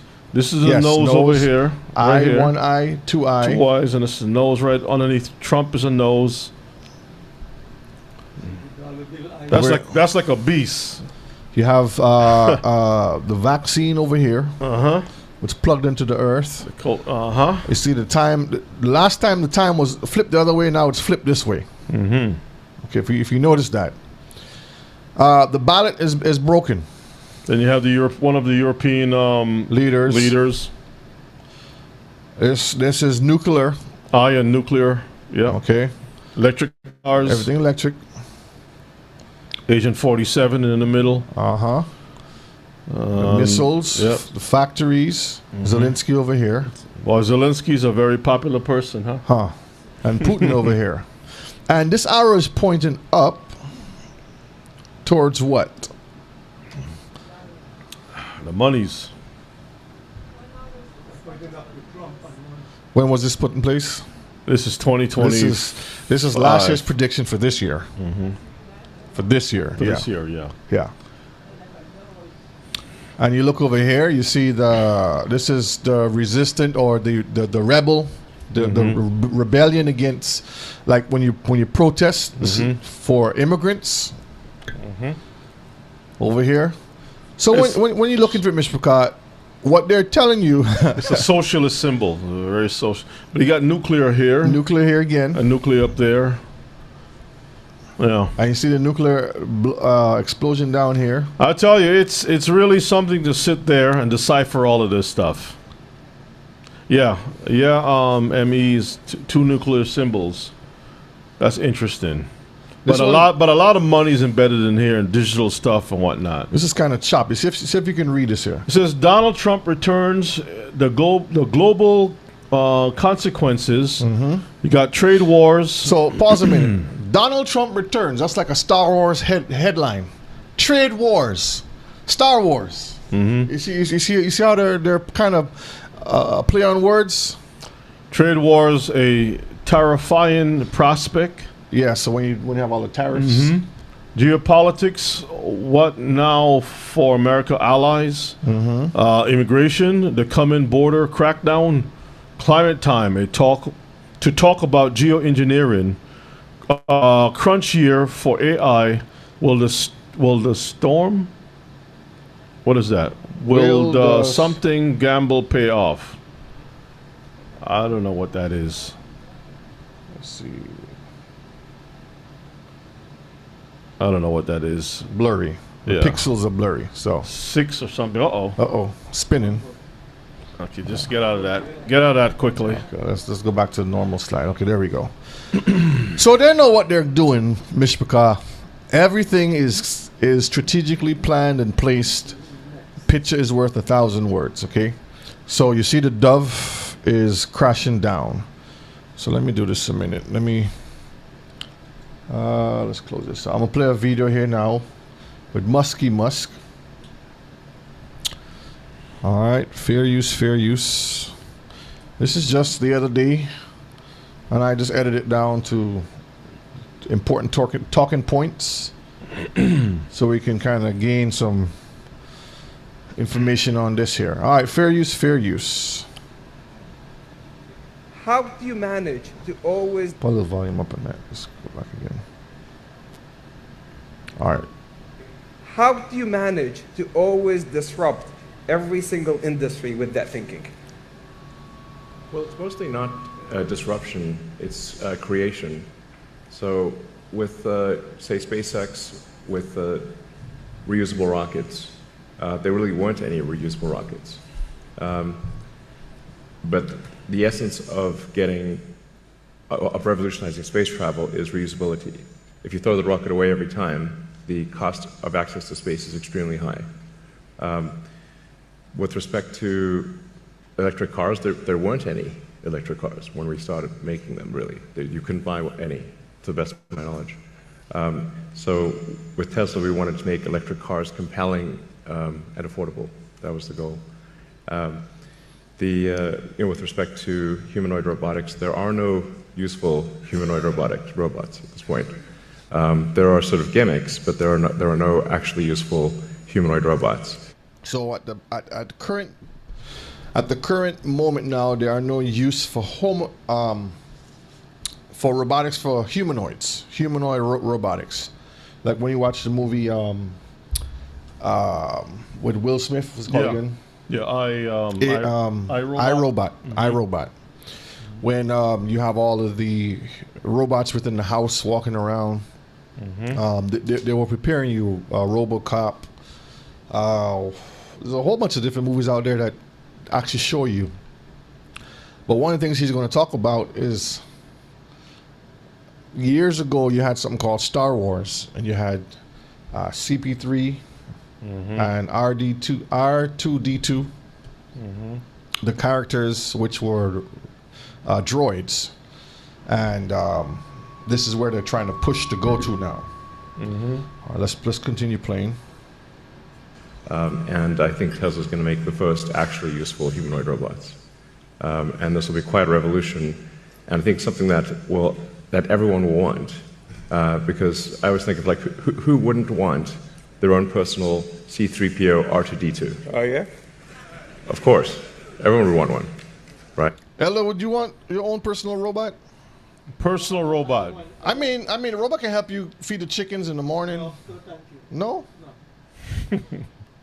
I mean, it could wash the dishes for you, right? Cut the grass, do the laundry. So Ella will be in a chair, with a straw in his mouth, and he'll be praying on an iPad, floating around. So he'll be in a prayer line laying back with his big belly. Brothers on the prayer line, sisters on the prayer line, is that how it's going to be moving forward? You're gonna be kicked back. Hold on, let me big old gut. Elder is always slim. I know, El. I know, let me pull up this video. That's again. what they're trying to do. Are you gonna be like this on the prayer line? I'm in the tunnel. I can't hear you. There you are. You see the sun, the temperature is nice. Fake sun. Everything you need to be happy. Your day is very Eat. important to us. All the signs, all the advertisements. So this is gonna be the brothers and sisters on the prayer line with the iPad there. No? Okay. We reject that in Yeshua's name. We rebuke that foolishness. Because this is what they're pushing, Mishpachah, to make it seem like it'll be easy. And if you notice what he said, let me go back just a little bit. Because I was thinking, like, who wouldn't want their own personal C-3PO R2-D2? Right. And that is another form of laziness, because back then you had to get a pan and actually warm the food up. Now you just put it in a microwave and push some buttons. Beep, beep, beep, beep. Food's warmed up. Yeah. The people that are going to have the back of the beast, this system is for them. You know, when you really look at it, Elder, let me say something that is probably the elephant in the room. This has to do with servitude. The Europeans, before they got our people into captivity here in America, the Caribbean, and other places of the world, they had the serf system, indentured servitude and whatnot. They have always had, well, human history have always had systems of servitude. Somebody had to serve, to keep things going, right? Now, because of democracy and all of these different things, ideas, and people learned, and considering yourself to be a civilized people now, we don't want to enslave anyone. So what do? We create metal slaves, right, that can be able to do all the things for us, because the bottom line is that people still want to have someone to control or things to do things for them, that they can live and enjoy life or whatever the case may be. But you see, in Christianity, that whole concept is kind of hypocritical, because the same people who enslaved our people were Christians, right? Number one, that's a historical fact. Number one, historical fact, right? Number two, what's hypocritical is that the same people that use the Bible to enslave our people, physically and also mentally, they don't believe that in the kingdom to come there'll be slavery. But the Bible is telling us in the kingdom to come they're gonna have slavery. Yeah. I mean, let's pull it up, Brother Shay. Let's go to Isaiah. I think it's 14. Minimize that a minute. Oh, Joel 3 and Isaiah 14. Okay, Joel chapter 3. Let's go to Joel 3 first, because I know we have brethren that are new, and when we say certain things, it may sound offensive, but it's not. Let's just look and see what the Bible is saying, right? It says, let's scroll down verses. Okay. Start at verses 2. Let's start at verses 2. Verse 2 says, I can read it. I will also gather all the nations, and I will bring them down into the valley of Jehoshaphat. Has it happened yet? No. And will plead with them there for my people and for my heritage Israel. Not for the world, not for denomination, whom they have scattered among the nations. That means that we are still slaves. That's right. And parted my land. And they have cast lots for my people. That's auctions, slavery. Yep. And have given a boy for an harlot, right? They sold our men to breed, to make more slaves, and sold a girl for wine. What about the triangle slave trade for trading our women for rum? Rum, right? Yep. That they may drink. Yea, what have you to do with me, O Tyre and Zidon, and all the coasts of Palestine? Will you render me a recompense? And if you recompense me, swiftly and speedily will I return your recompense upon your own head, because you have taken my silver and my gold, and have carried into your temples my goodly pleasant things. The children also of Judah and the children of Jerusalem have ye sold unto the Grecians, that you might remove them far from their border. Behold, I will raise them out of the place where you have sold them, and will return your recompense upon your own head. Just real quick, and you continue. This part right here is just, I just want to highlight it. This is where the Apocrypha comes into, Mr. Okay? Behold, I will raise, verses 8. I will sell your sons and your daughters into the hand of the children of who? Judah. And they shall sell them to the Sabians. That's over by Yemen, right? To a people far off, for you all have spoken it. And it says, proclaim ye this among the Gentiles, Prepare war, wake up the mighty men, let all the men of war draw near, let them come up. So this is future. That's right. Now let's go to Isaiah 14, I think it is. Isaiah 14, real quick. Just to share with you things that has not happened as yet. Verses 1, for you all will have mercy on Jacob, and will yet choose Israel, and set them in their own land. Has it happened yet? Not yet. It's coming.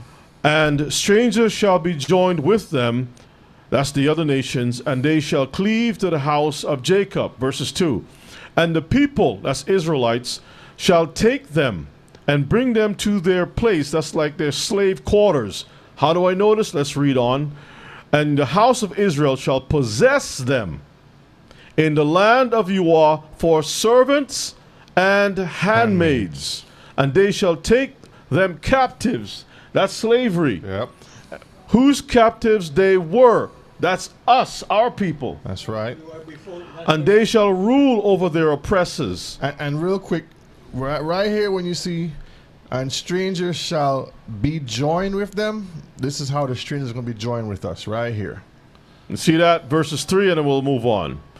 And it shall come to pass in that day that Yahweh shall give you, Israelites, rest from your sorrow. That's our people.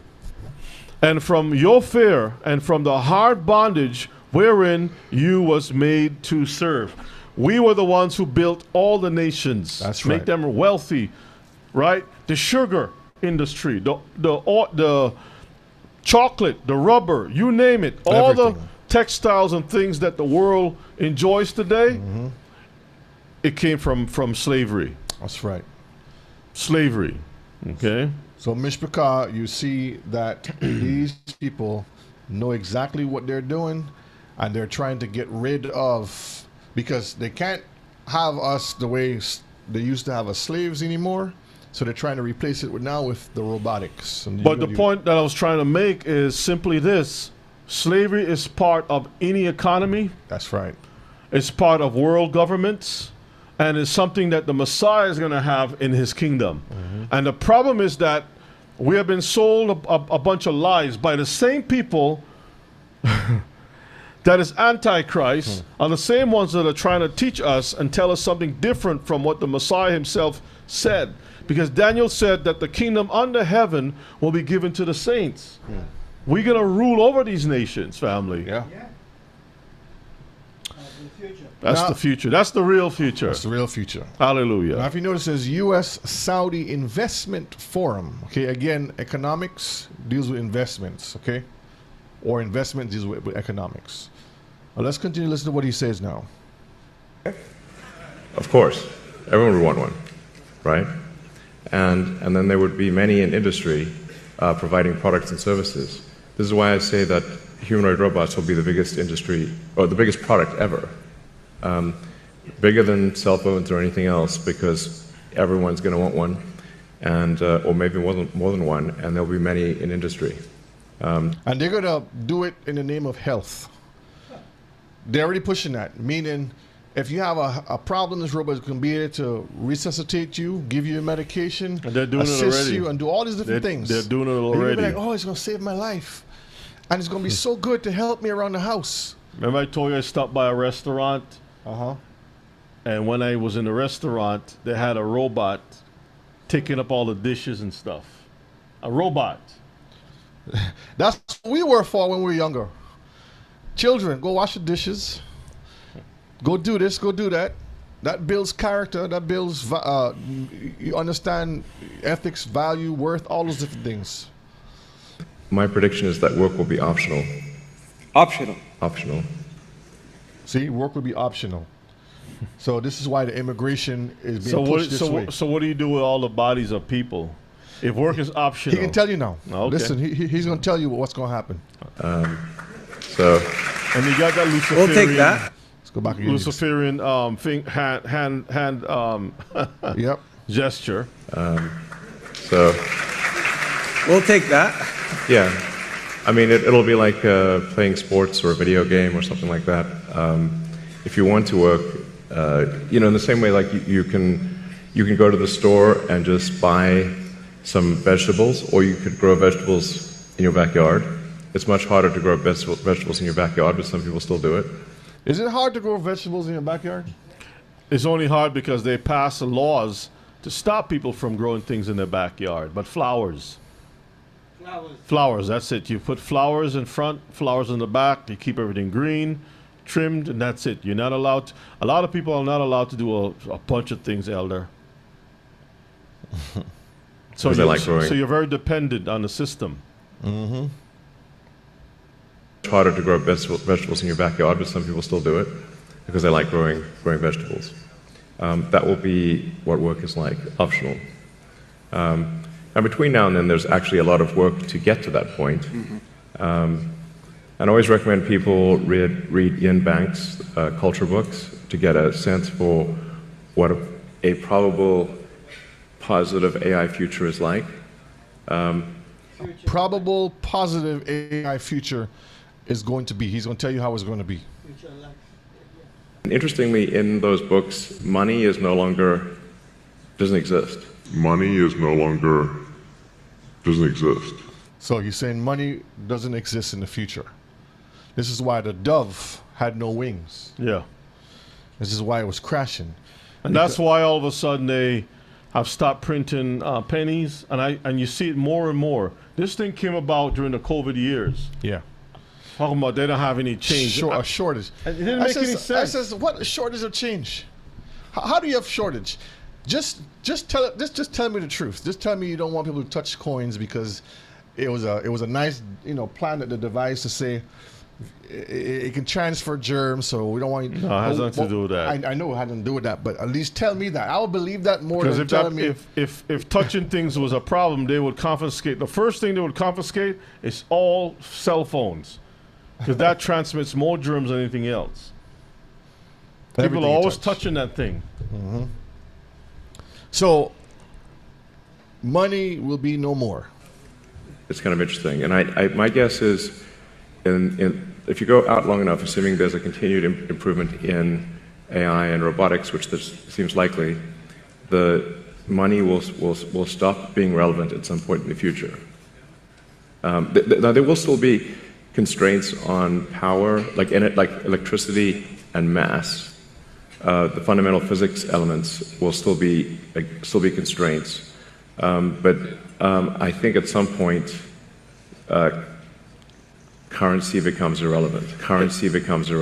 It's kind of weird watching when he speaks. His eyes, it look like there's a spirit in him, or he's looking at it, or he can see a spirit. His eyes just kind of, it's not normal. It's not normal. What do y'all say, Mr. McCall? I don't know if you all see that too, but it's kind of weird. You see, he says currency will be irrelevant. Yeah. All right, let's look at the next slide here. Hope everyone is doing well tonight. All right, the world ahead in 2026. So this is the cover of tonight's class that we was showing you all. Over here, what you see here is what is over here. So read this over here. This is what they're talking about here. Let's see. So it says geopolitical drift, opportunities for China, after Gaza, outlook for the Middle East, beyond Ukraine, Russia's next moves. So they say after Gaza. So they already planned, we already know about that new beachfront and all that stuff. They're trying to get rid of all the people, bomb them out, kill them off, and show you the new Gaza, the Middle East beyond. Go ahead. Russia's next moves. The global economy is a crisis brewing. Sporting values, political football, weight loss drugs, the next generation. And sporting values. If you notice, Mr. Picard, just recently in the news, there is a big RICO case about gambling with the mafia and some athletes who have been doing a lot of sports betting. And when you go back, let's go back a couple slides a minute. And when you get a chance, pull this one up. Remember, this family here is big in the organized crime in racketeering with sports betting. Okay? Go back to here a minute. So, sporting values, political football. Now, we're going to talk about this in a minute. And the question is, what are they trying to tell us? You see now? Yeah, you see this one right here where it says weight. This is 2026. This the is world ahead for 2026. It mentions weight loss drugs, the next generation. Pull that to the side and pull up that article I just sent you because this is interesting. Now this is in today's news, New York Times. Eli Lilly reaches $1 trillion in value, buoyed by what? Demand for its weight loss drugs. That's interesting. You just made $1 trillion from weight loss, and this magazine is talking about the next big thing that's coming up for 26 is about what? Weight loss drugs? Mm-hmm. Interesting. That's interesting, isn't it? So, you see that one right there? All right, we're going to... Interesting. Let me see. Let's watch this first video, and then we're going to get to the video for this one. Let's listen to this one a minute. This is a quick little 1-minute video news piece from Texas, I believe it is. Let's see. Fair use, fair use. I'm Christina Owayo in Dallas, and here are your top stories. Bill Gates has unveiled his global digital ID and digital currency that he says are necessary to grant people access to financial services, healthcare, education, and elections. But critics say that people won't be able to engage in basic societal services if they are deemed non-compliant and will be erased from society. Gates asserts that once digital ID and currency are accepted by all, nothing can or will be done with traditional systems. However, many are warning about the system of digital control that will be managed by Gates, the UN, and the global elite to build what they call the model of the future, with a plan to merge banking, voting, medical, and vaccination records into one digital footprint. Britain has already introduced a mandatory digital ID. In China, people have to scan their faces to buy food or claim their pensions. That's what you need to know. In Dallas, Christina Owayo. That's heavy. She said a lot there. That's heavy. If you all have some time, watch how peaceful it is in China. But people don't ask the question, why is that? Why are the people like, you can leave this thing unlocked and nobody's going to steal it? There was something happened where these bloggers was in China and something was in the ground and nobody would pick it up. Yeah, and then he... I showed a video on that too. Where the guy was said you put a chain down. Right. And nobody would touch it because they will be arrested and all these different things. You take it up, you can take it to the police and that's it. But the minute you take it in, it's your face is already plastered. Everything is checked. You already know who has it. By the time you take it, the police know. So that's what they're trying to do, Elder. Imagine you say, I don't want to be vaccinated, right? The government is saying everybody have to be on the same level. We want to make sure everybody's vaccinated.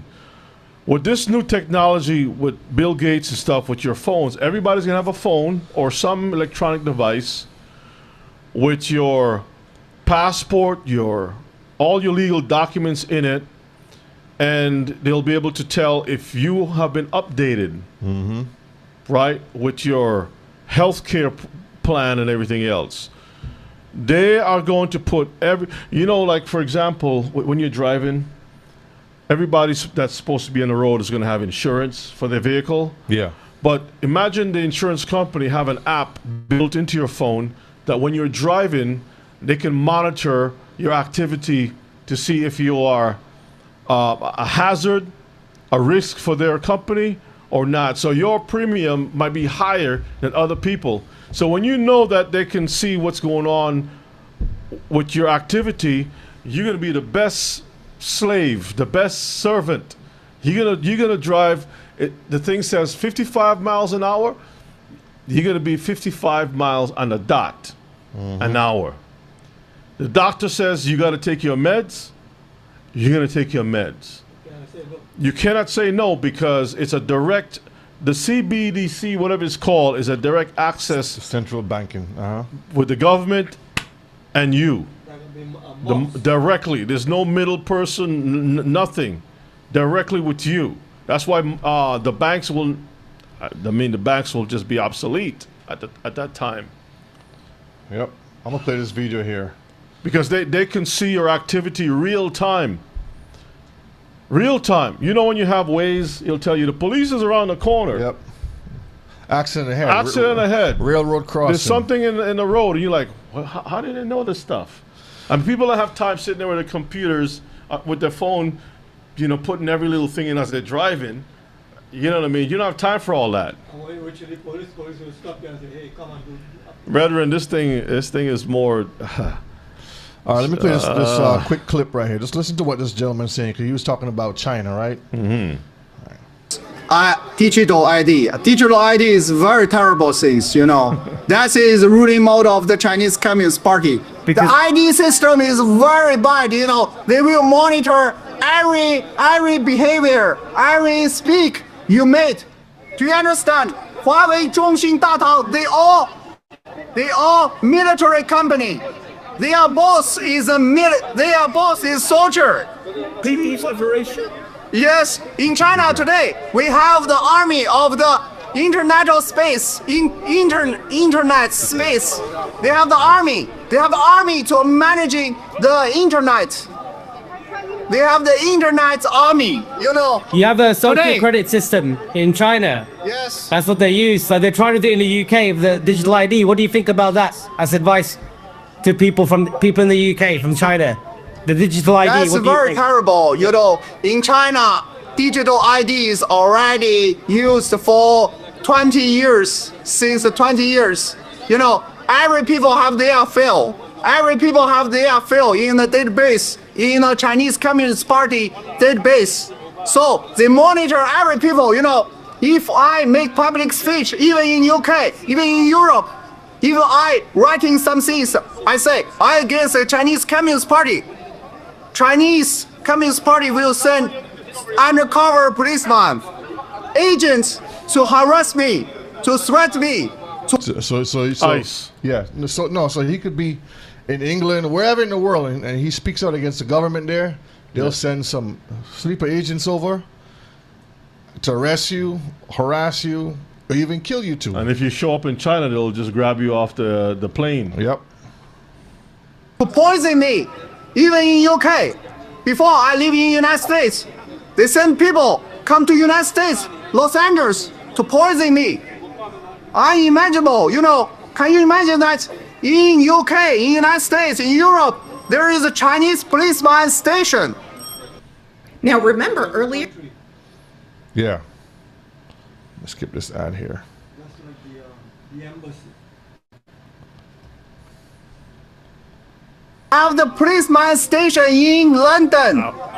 Do you understand that? So he's saying there's a Chinese embassy / police station that is in England, also here in the U.S. That if you're a citizen of China, they have the right to come and. The Chinese are strategic.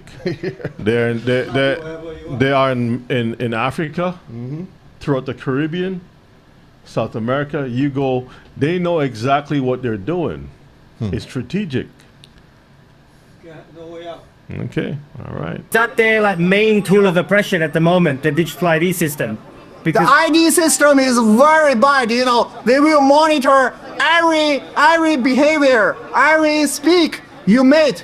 Oh, that's the perfect. And they will automatically attract the keywords you done. And they will send these keywords to the policeman. And they will arrest. If you make some things they don't like, they will send the policeman directly to your home, take you to the detention center. That's happen every day in China, you know. In Beijing, in Shanghai, if you writing something on the website is not public speech, you know, it's impossible to make public speech in big city of China, you know. If you writing something on websites that I am against the Chinese Communist Party, 2 hours later, policeman will send to your homes, take you into the detention center. And after that, it's like you get guilty. You have to go to the jail for 5 years. 5 years. 5 years. Can you understand? You excuse your freedom of speech, but you get 5 years in prison sentence. Is it true I see on the internet, on X and everything, people who don't comply with the digital ID or they do too many bad things, they have no access to food and travel and end up homeless. Is that true? I tell you that in China, they use a mobile phone ID. And in a global... Now, I'll pause there real quick. Now, we remember... Now, he's talking about how... He's going to explain about the phone. Everybody has a phone. But remember, Musk said earlier that the robot is going to be replacing the phone. So imagine that. You have a monitor next to you 24/7 now. Just think about that. This is some serious business, brethren. For pandemic, you must to scan every you have the barcode.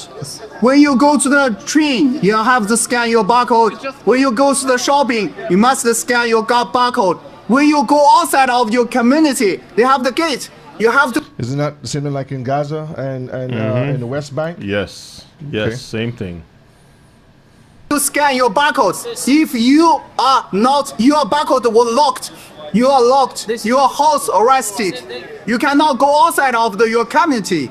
You cannot go to the food, buy the food. That's the 15-minute cities. Cannot buy the tickets for train. You cannot buy the tickets for bus.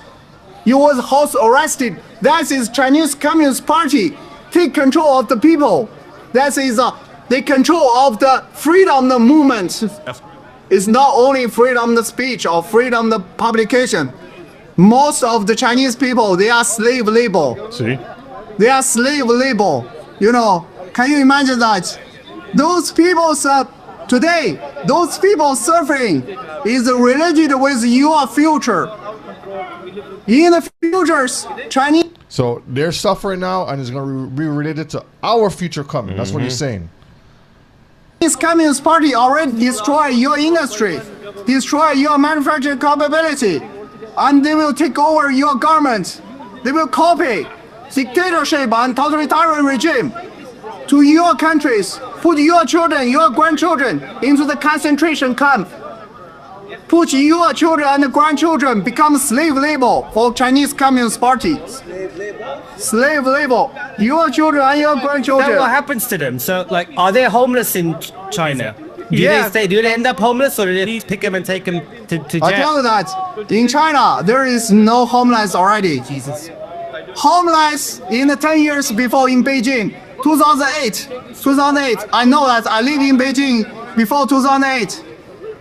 But 2008, you know, China have the Olympic game, right? Do you remember that 2012 is the London Olympic game? 2008 is Beijing Olympic game. You know, before Olympic game, all the homeless was arrested and secretly put in the detention center. See, so you remember when... Yeah, they cleaned the place up. So when the Olympics came to Atlanta, they had all these cameras and stuff. What he's saying is, in China, they had a lot of homeless because people wasn't trying to comply with the system. And there's no homeless now. Before the Olympics come, they clean all those things up, so the place look clean. And I think they're doing that in Brazil as we speak. They're working on that same very thing. Watch and see the homeless situation that you see here in America, from California all the way throughout each state. That's going to be coming next too. Watch and see. On Chinese Communist Party, feed them poison food, make them die soon, because they think those homeless on the street is damaging their image of the Chinese Communist Party. They don't want the international visitors. They don't want the athletes coming from other countries to see there is so many homeless living in the street, but they don't pay them food. Yeah, they put those homeless into detention center, and they feed them poison food. They poison. That's enough of that one. But I just wanted to share that so you can physically see from his experience what he's talking about. Okay. Yeah, because I like I said, I watch certain men from like Ghana and so forth as exchange students. They go, they learn, they can speak the language well, and they're showing you all of this technology. They're just traveling around, and the people are so friendly. But you ask yourself a question: why is that? Getting ready, because they want you to have a It world makes- of utopia. It makes a lot of sense why the people are just so friendly, because you don't have another choice. If cameras are everywhere watching you, you have to be on your best behavior at all times. You cannot make any mistakes. That's why it says, you will own nothing and do what? Be happy. That's why they're happy. That's exactly why they're happy. All right, let's play this video. So we're going to break this down right now for 2026. This is I forgot the guy's name.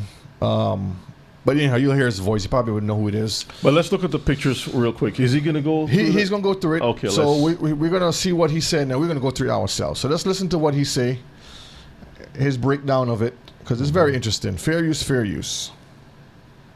And you can see America front and center. Right here, the flag. Kiefer, what's the name of this guy?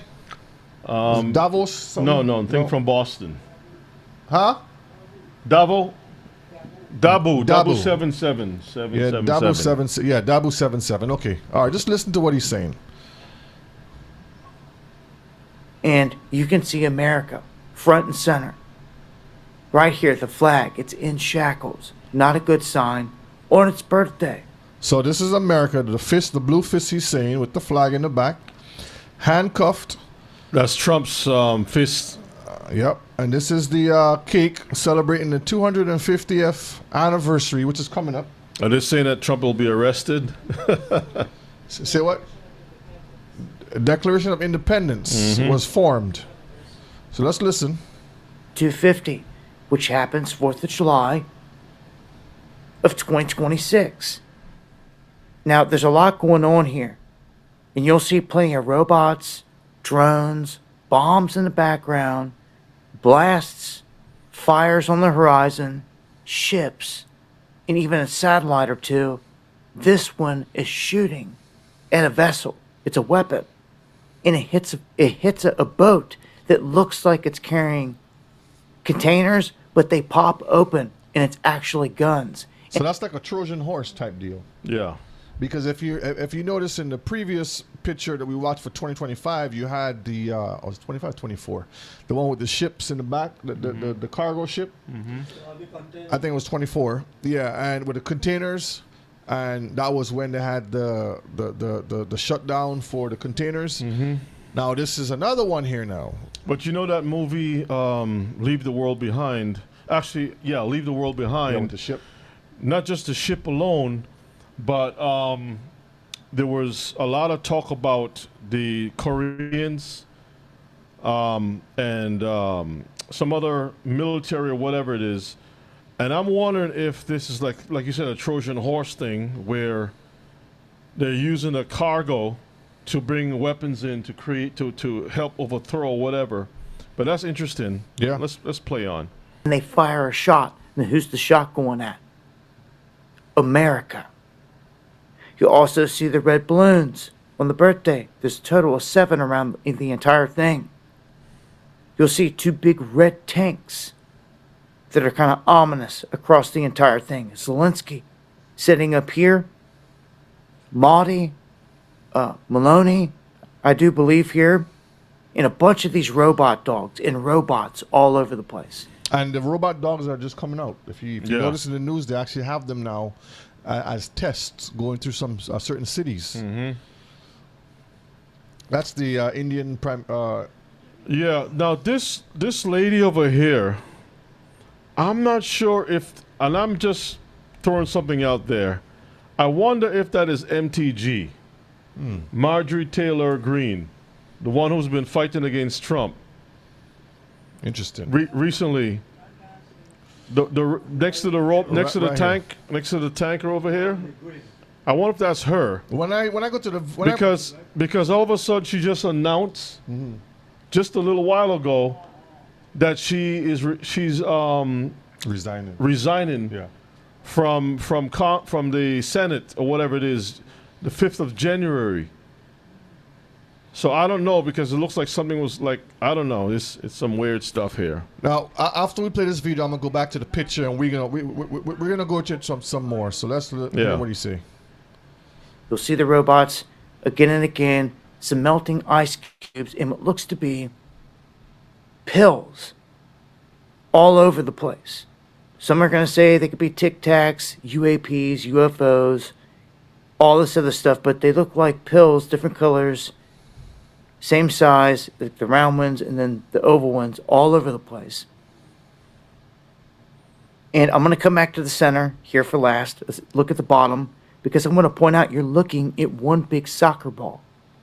This is a guy down on the bottom kicking a soccer ball. So I looked up quite a few things from what I've seen in this, because things stood out. You know, where's the World Cup going to be for 2026? Where's the Olympics going to be? Because I noticed I seen someone running, but then I seen fighters. And then I seen someone with like a javelin. And then I seen a skier. And I looked up the Winter Olympics, which are going to be held in February, coming up pretty quick. That's going to be in Italy for 2026. Remember, I showed you. Let me go back here real quick. Let's go back here again. The same Italian family and Angelelli. Angelelli family. And they also have like a soccer team or something. The soccer team, soccer league, but also they're into big sports betting. Okay? And right here you see sports value political football. Okay? Let's go back to the video. So you can see the robots again all over the place, the drones, and what I don't like more than anything are these freaking two big needles on one on each side here. Red wine spilled all over the place. It's war. It's a theme of war. See a guy over here, the shoulder launch missile, more tanks. It's a theme of war, attacking America on its birthday, from what I can see. America getting put in shackles. Looks like a global police state. Minus these little dudes on like a Hebrew boat over here, like doing some kind of ritual. No, that's. But that's not no Hebrew. That's Greek. That's the Grecian. That's the Greek boat. Boat that they have right there. That's a Greek. I don't know what they're doing, but we'll talk about that after he's finished. Let's go to the center, because this is the biggest thing.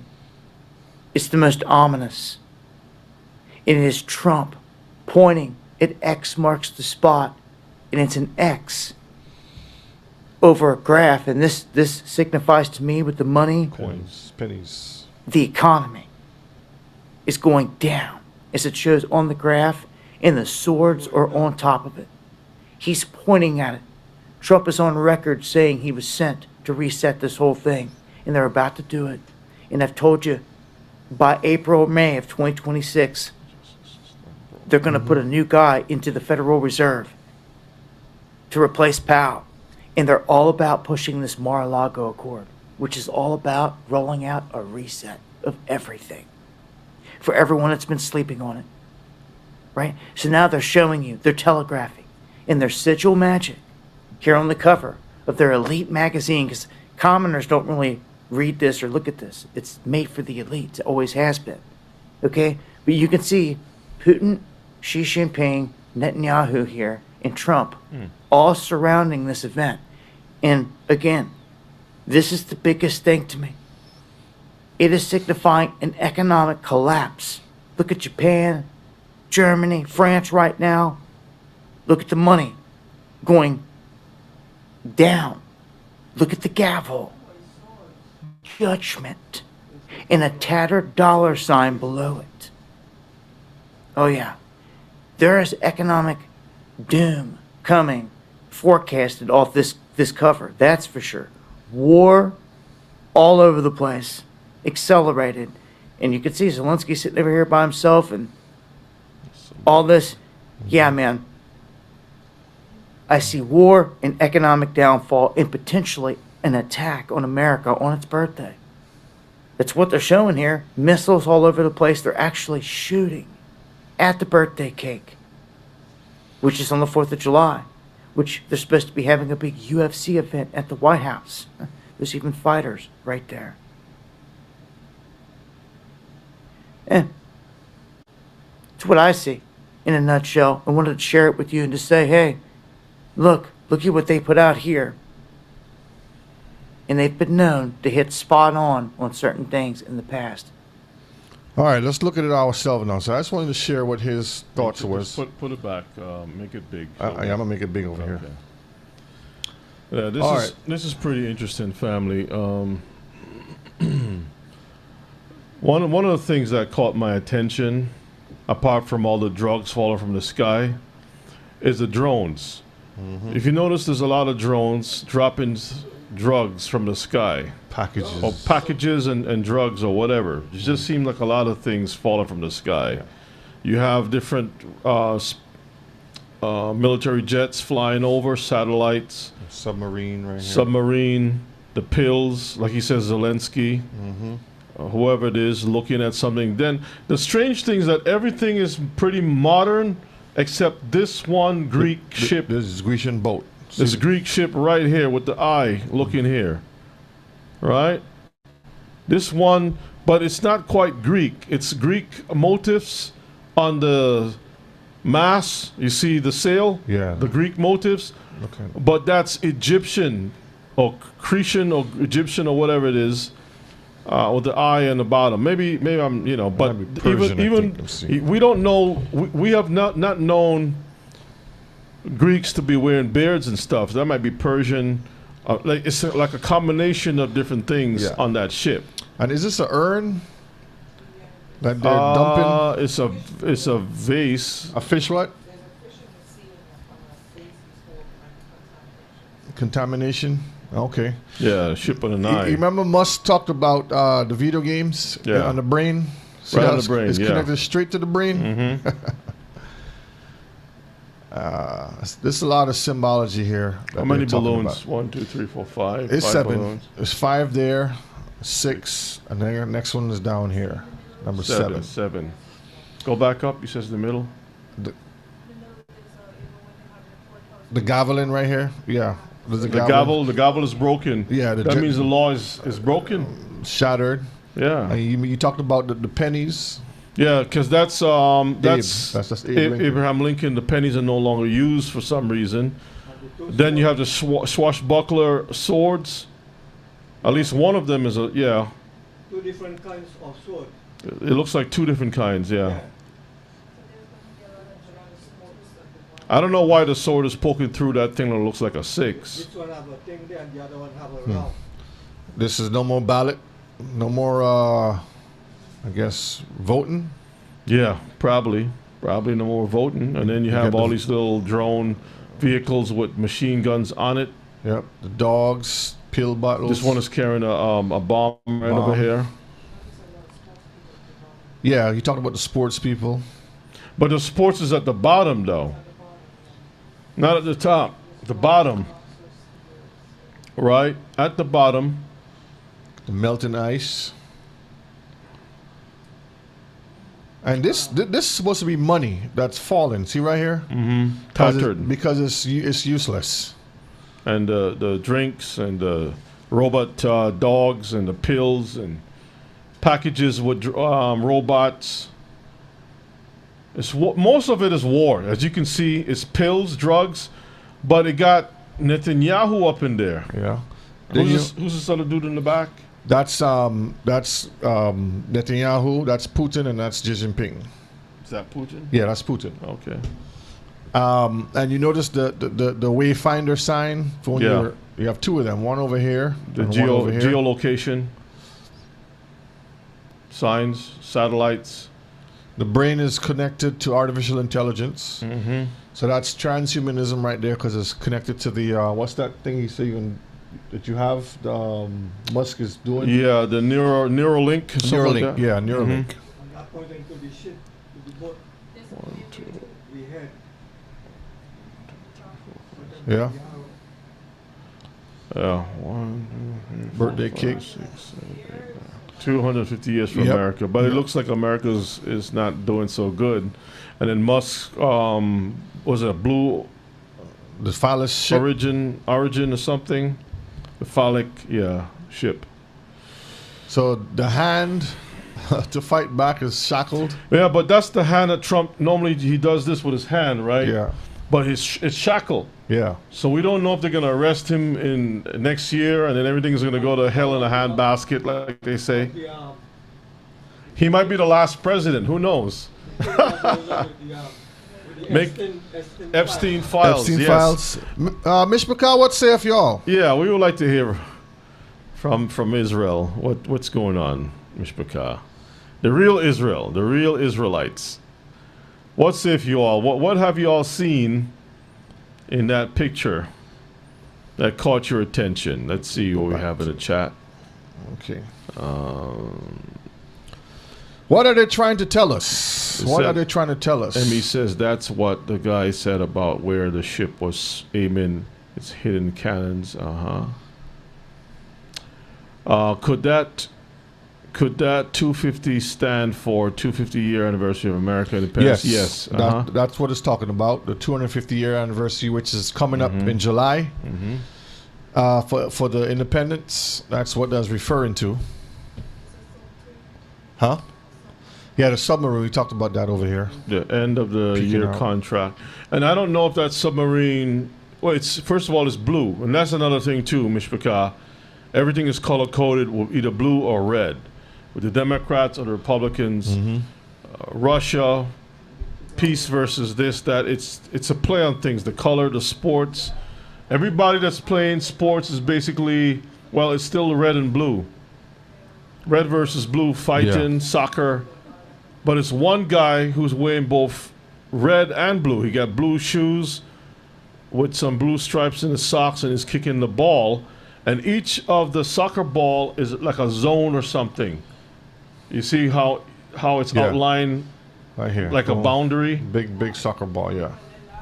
Yeah, you want to make Ema just to make it. You want to make it large again, Ema? Yeah. All right, hold on. Yeah, so you can see if you can follow the pattern of the boundary right here, the boundary of each, like the soccer ball. The patches on it. The patches, but the soccer ball is all white. It's not like black. It's not colored like a. It's not colored like a black and white soccer ball, which is like the Illuminati colors of Masonic colors of white and black. But it's all white. Right, so it's going to take a minute to kind of decipher some of this stuff. Yasha says Greek ships had eyes on their bows, known as what? Ophetelemio, which were thought to give the vessel supernatural vision to navigate. Okay. Greek ships had eyes on their bows. Okay, thank you for that. Which gives the vessel supernatural vision to navigate safely and avoid hazards. That's interesting. So that's what AI said, she said. Or he said. Is that female? Yasha says that. Okay. Yasha. Thank you, Yasha. These eyes also serve. She, okay. Female. Avoid hazards. These eyes are. Okay. Trying to read this. Aprotriac symbol, whatever that is, warding off evil and bad luck, and are believed to represent the presence of a divine or conscious guiding force for the ship. Yeah. That's the ship right here. So. Okay, so that's interesting. Two people, one in the back, one in the front. Now, why Modi is in the middle of this, right? He's an Indian guy. That's what I was asking. Next thing is, why do we have an Indian over FBI? Why do we have a vice president whose wife is Indian? Why do you have these tech people who, was it Google, is an Indian? If you really look at it, there's a lot of strategic, I notice a lot of Indians, even in the news, Indians are placed strategically in different areas. And then they had an Indian ritual for the Republican convention. I don't know if it's the last day or the second to last day or something. Yeah, the Indian prayed over the election, Brother Barry. That's correct. Then Mamdani is an Indian for New York. And yet he was supposed to be battling against Trump, but all of a sudden he's in the White House with Trump.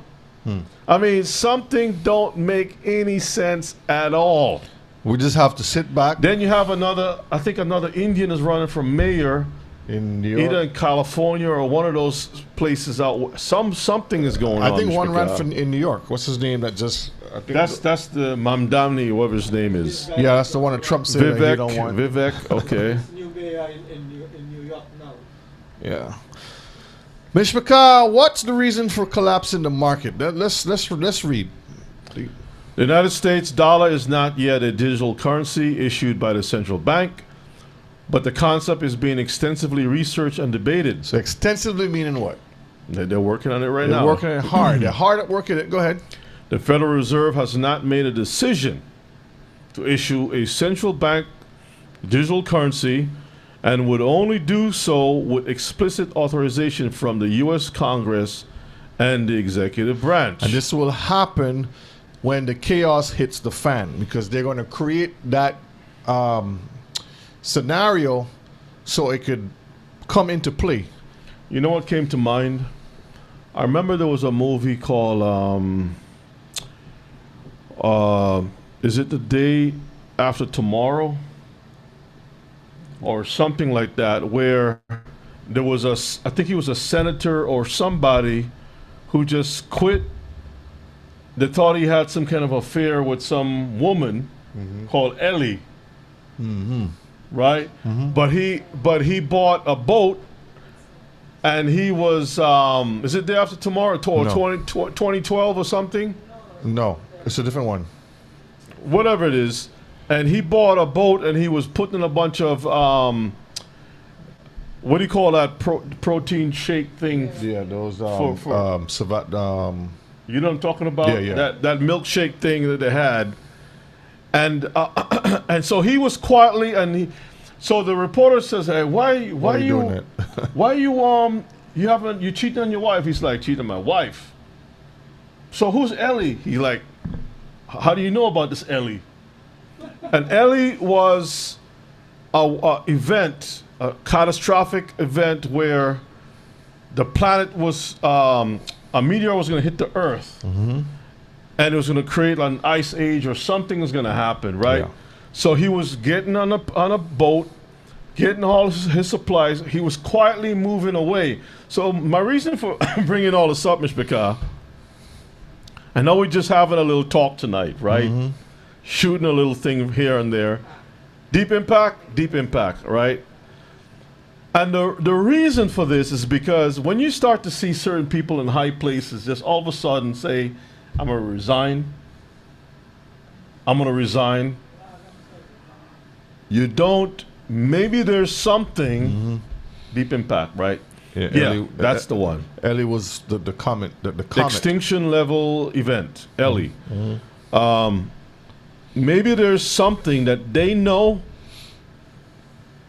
and they have to move out of the way either to prepare themselves or whatever it is. But watch the rats. When you see the rats are leaving the ship, get your life jacket ready. Something is going on, right, Ella?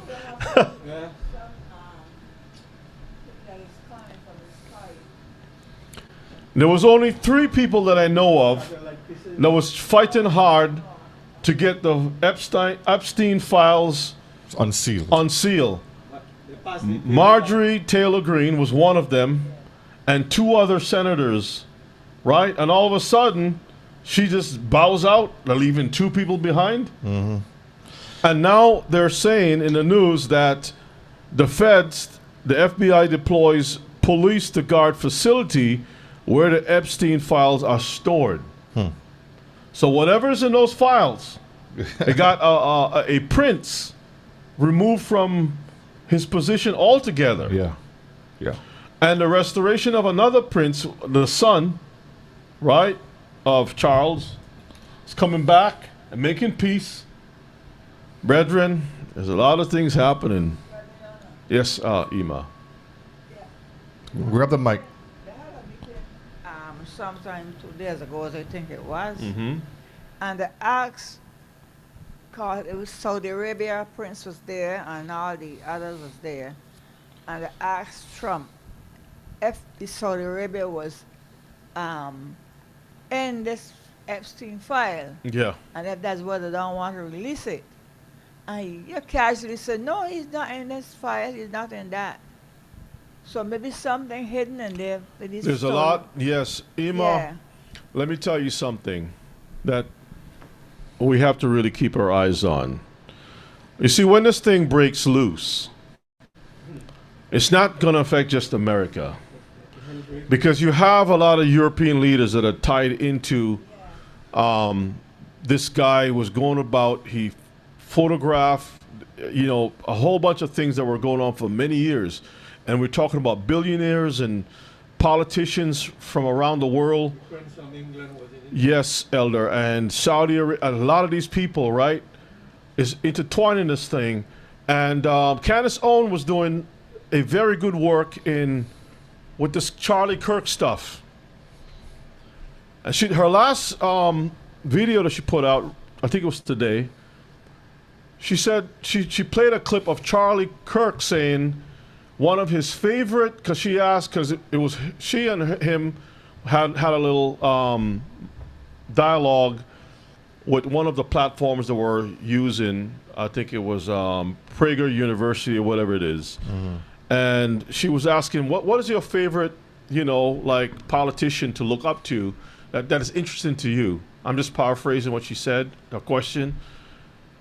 And he went through a number of them, like some United States presidents. But one person that he spent time speaking about was Julius Caesar. And you know what happened to Julius Caesar? He was assassinated. Mm-hmm. And so he says Julius Caesar, because of some of the things that he was able to do to make Rome strong again. But a close person to Julius Caesar, Brutus, shanked him several times, right? And the funny thing is that that's what happened to Charlie Kirk. And look at Trump now, they tried to assassinate him twice. Yes, but the thing about that is that they're saying that he and many other people are tied into a whole cabal of wickedness that they don't want anyone to know about it. That's right. And some of the things that she was researching about the French president's wife is a man. And a whole bunch of stuff. And that dude was here in America for a while working with some CIA operations, and the French and the Israelis. A whole bunch of stuff is all intertwined with each other. That's tied in with the Epstein And when you files. research a lot of stuff, it makes a lot of sense. And she was told that she's on a hit list. Yes. Both she and Tucker. Carlson. Yep. So just watch and see. Just sit back and watch and see. Brethren, this is getting to be very interesting. And I know it seems a lot crazy at times or whatever the case may be. But when you pay attention to a lot of these things, they're all tied together. The money system, what the people are planning, who knows what needs to be silenced. A lot of things just don't make any sense. I mean, look at Venezuela. They're bombing boats that can't even go too far without refueling again.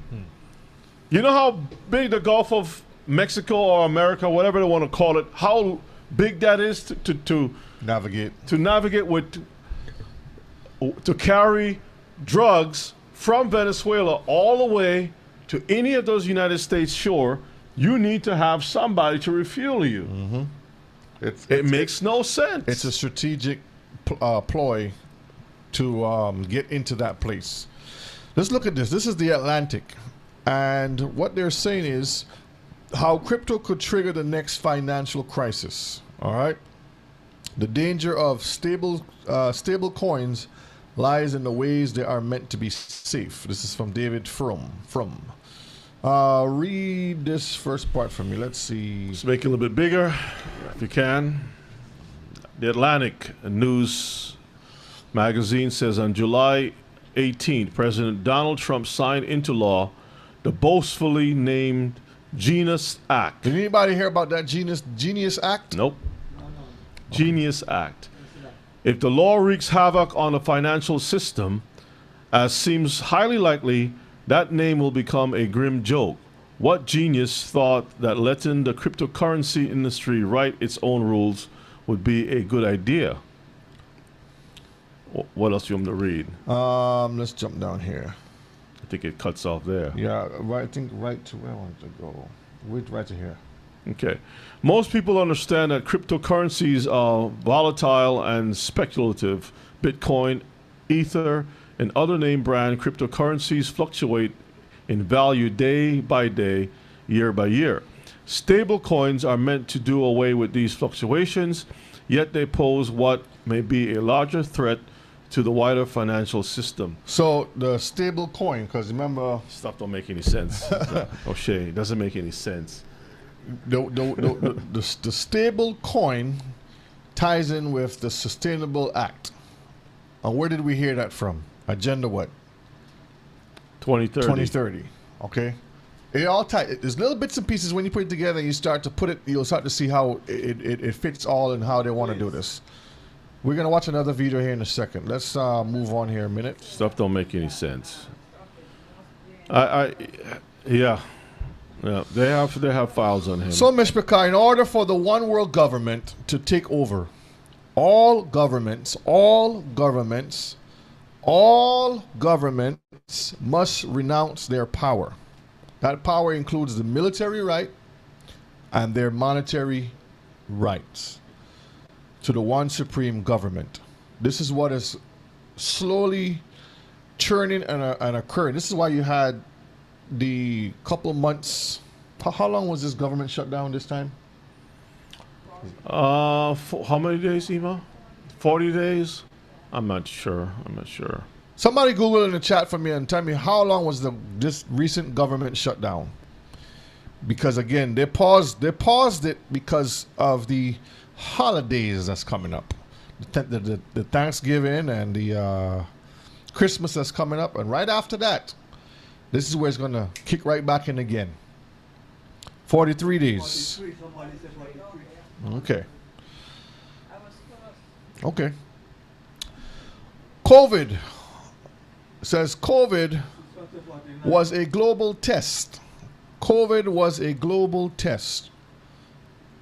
The pandemic represents a rare but narrow window of opportunity to reflect, reimagine, and reset our world. And the question I had was, and in the chat maybe y'all can tell me, how and why?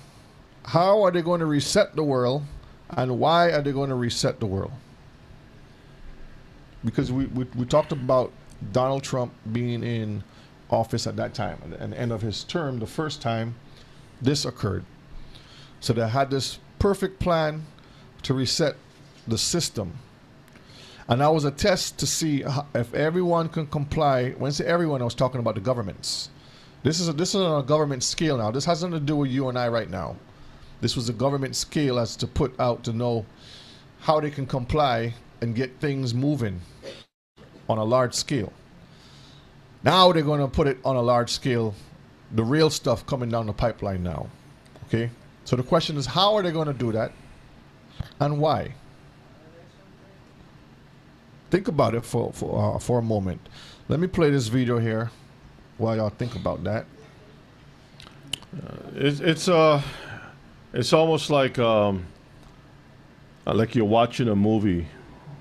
You know, when you look at a lot of these things that are happening, and some things are just unbelievable when you think about it. Yep. Now this is the older video. I put this one in first because the next one we're going to go to is current. It's just I think a couple weeks ago or something like that. This one is an older one. We're going to take a look at it. Fair use, fair use. The Chinese last month unveiled the world's first digital currency from a major power. Currency that would not be printed but would exist only in cyberspace on your phone, for example. Is the Fed working on a digital dollar? We are actually evaluating that. Most major countries are now looking at the possibility of having a digital currency and really asking the question, in our very modern advanced economy with a fast, efficient, full-blown payment system, would adding a digital currency, a form of digital currency, would it actually benefit the public that we serve? That's the question that we're asking. We're working very hard on that. We're also doing quite a lot of technological experiment. I mean, technology has made this a possible thing, and so we feel it's our obligation to understand it. How would it work? What would the features of it be? There are many subtle and difficult policy choices and design choices that you'd have to make. We're doing all that work. We have not made a decision to do this because, again, the question is, will this benefit the people that we serve? And now, they know that it can work. Any monetary system can basically work. The problem is at what price?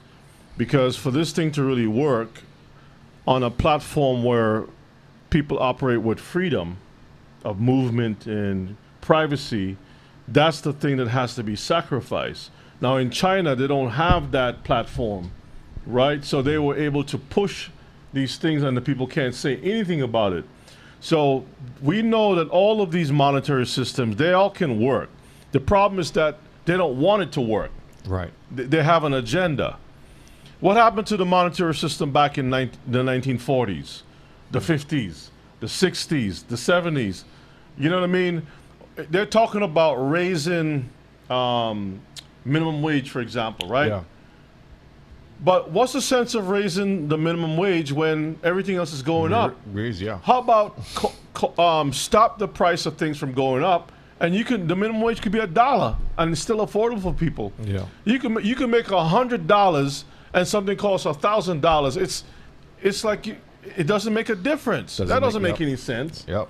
Anybody who knows anything about finance knows that systems can work, but the people who have an agenda, they destroy that system to bring something that they really want to come out.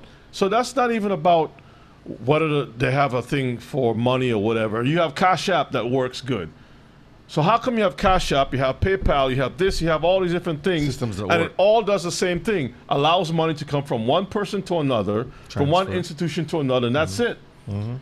What makes them better than the other? But he's speaking in code. Yes, so the point is like, it's all about taking away your power and your rights. So play on, that's it. we need to answer that question well, and we need to involve the public and Congress deeply in that process, because it would be an important step if we were to do this. But given the fact that the final decision hasn't been made, you are doing, if I understand you correctly, software development, even graphic design on what a digital dollar would look like and act like. Yes, we're doing lots and lots of work. We're doing stuff jointly with with other central banks. We're doing things at the Boston Fed, and many of the regional Feds have little projects going on. Here at the board, we have a group of people who. And real quick, those projects that he's talking about is what you call test. So you'll see different things come out at certain times, and like now, Cash App is actually pushing a program now. It's called Borrow. This just happened. I want to say last month.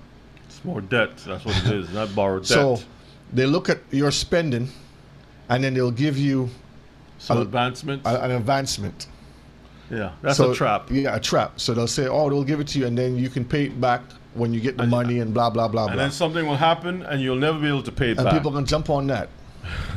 Very tempting. And I was like, "What is this borrow?" Every time something comes in the mail, this is what I do. Shh. Right in the trash. The mailbox and the trash is kind of close to each other. So we don't have to think about it. Because I don't want to hold that piece of paper, and while I'm holding it, the spirit is trying to convince me, hey, whisper. You know, you can open that thing, and if you look at it, you might find something that you may need. For this, remember, you're trying to build a shalom life now, right? I don't want to have a conversation. As soon as I feel the thing, it feels like something in there, I do this. Shh, in the trash. So these programs, Mr. Carr, are, and there's a lot more. There's commercials. They have a lot. I can't remember the names of them, but you see, I need money right now. I don't have no money, and then the app comes up and they give you money. So a lot of these test pilot programs that they have out there is what he's talking about right now. We're doing software development and that kind of thing. You know, this is really just table stakes. This is understanding the technology and the possibilities so that you can really address the policy issues. You think it's likely? I think it's possible, is all I would say. You've seen many other countries like ours, well-off countries like ours, that are looking at it seriously. in some of those countries, the use of cash has declined precipitously. That is not the case here. Americans still like to use cash. For a moment. Because remember, we just talked about in the pandemic that they had, to tell you coins wasn't available. Yeah. So watch and see just now. Watch and see. They've been doing the commercials over a period of time, slowly talking about cashless society. Everything is going good, and the minute somebody pulls out $1, everything stops. That everybody gets upset around you because why you have to use $1? Why you can't just tap your card? Why you can't just do this? So watch and see, and they're gonna come to a point where cash is not gonna be. There's no more cash. There's no more value. They're gonna tell you we don't need that no more. That's what you call like a relic, or it's in a museum now. It's worthless. So it's something that'll be decided based on the situation here in the United States. Are you considering a digital dollar in order to compete with the cryptocurrencies that are out there already, like Bitcoin? That's not the principal reason, I wouldn't say. It is a fact that there are private sector currencies, stable coins, and cryptocurrencies as well. Those are not at a level or a scale that is concerning at this point. Really, the fundamental question for us is, if we add this, will that help the public? Will the public? I can stop him there for now. Let's go to the next video. We're almost done, Mishpaka. Go to the next video. This is the current one. We're not going to play the whole thing. I'm just going to play a piece of it.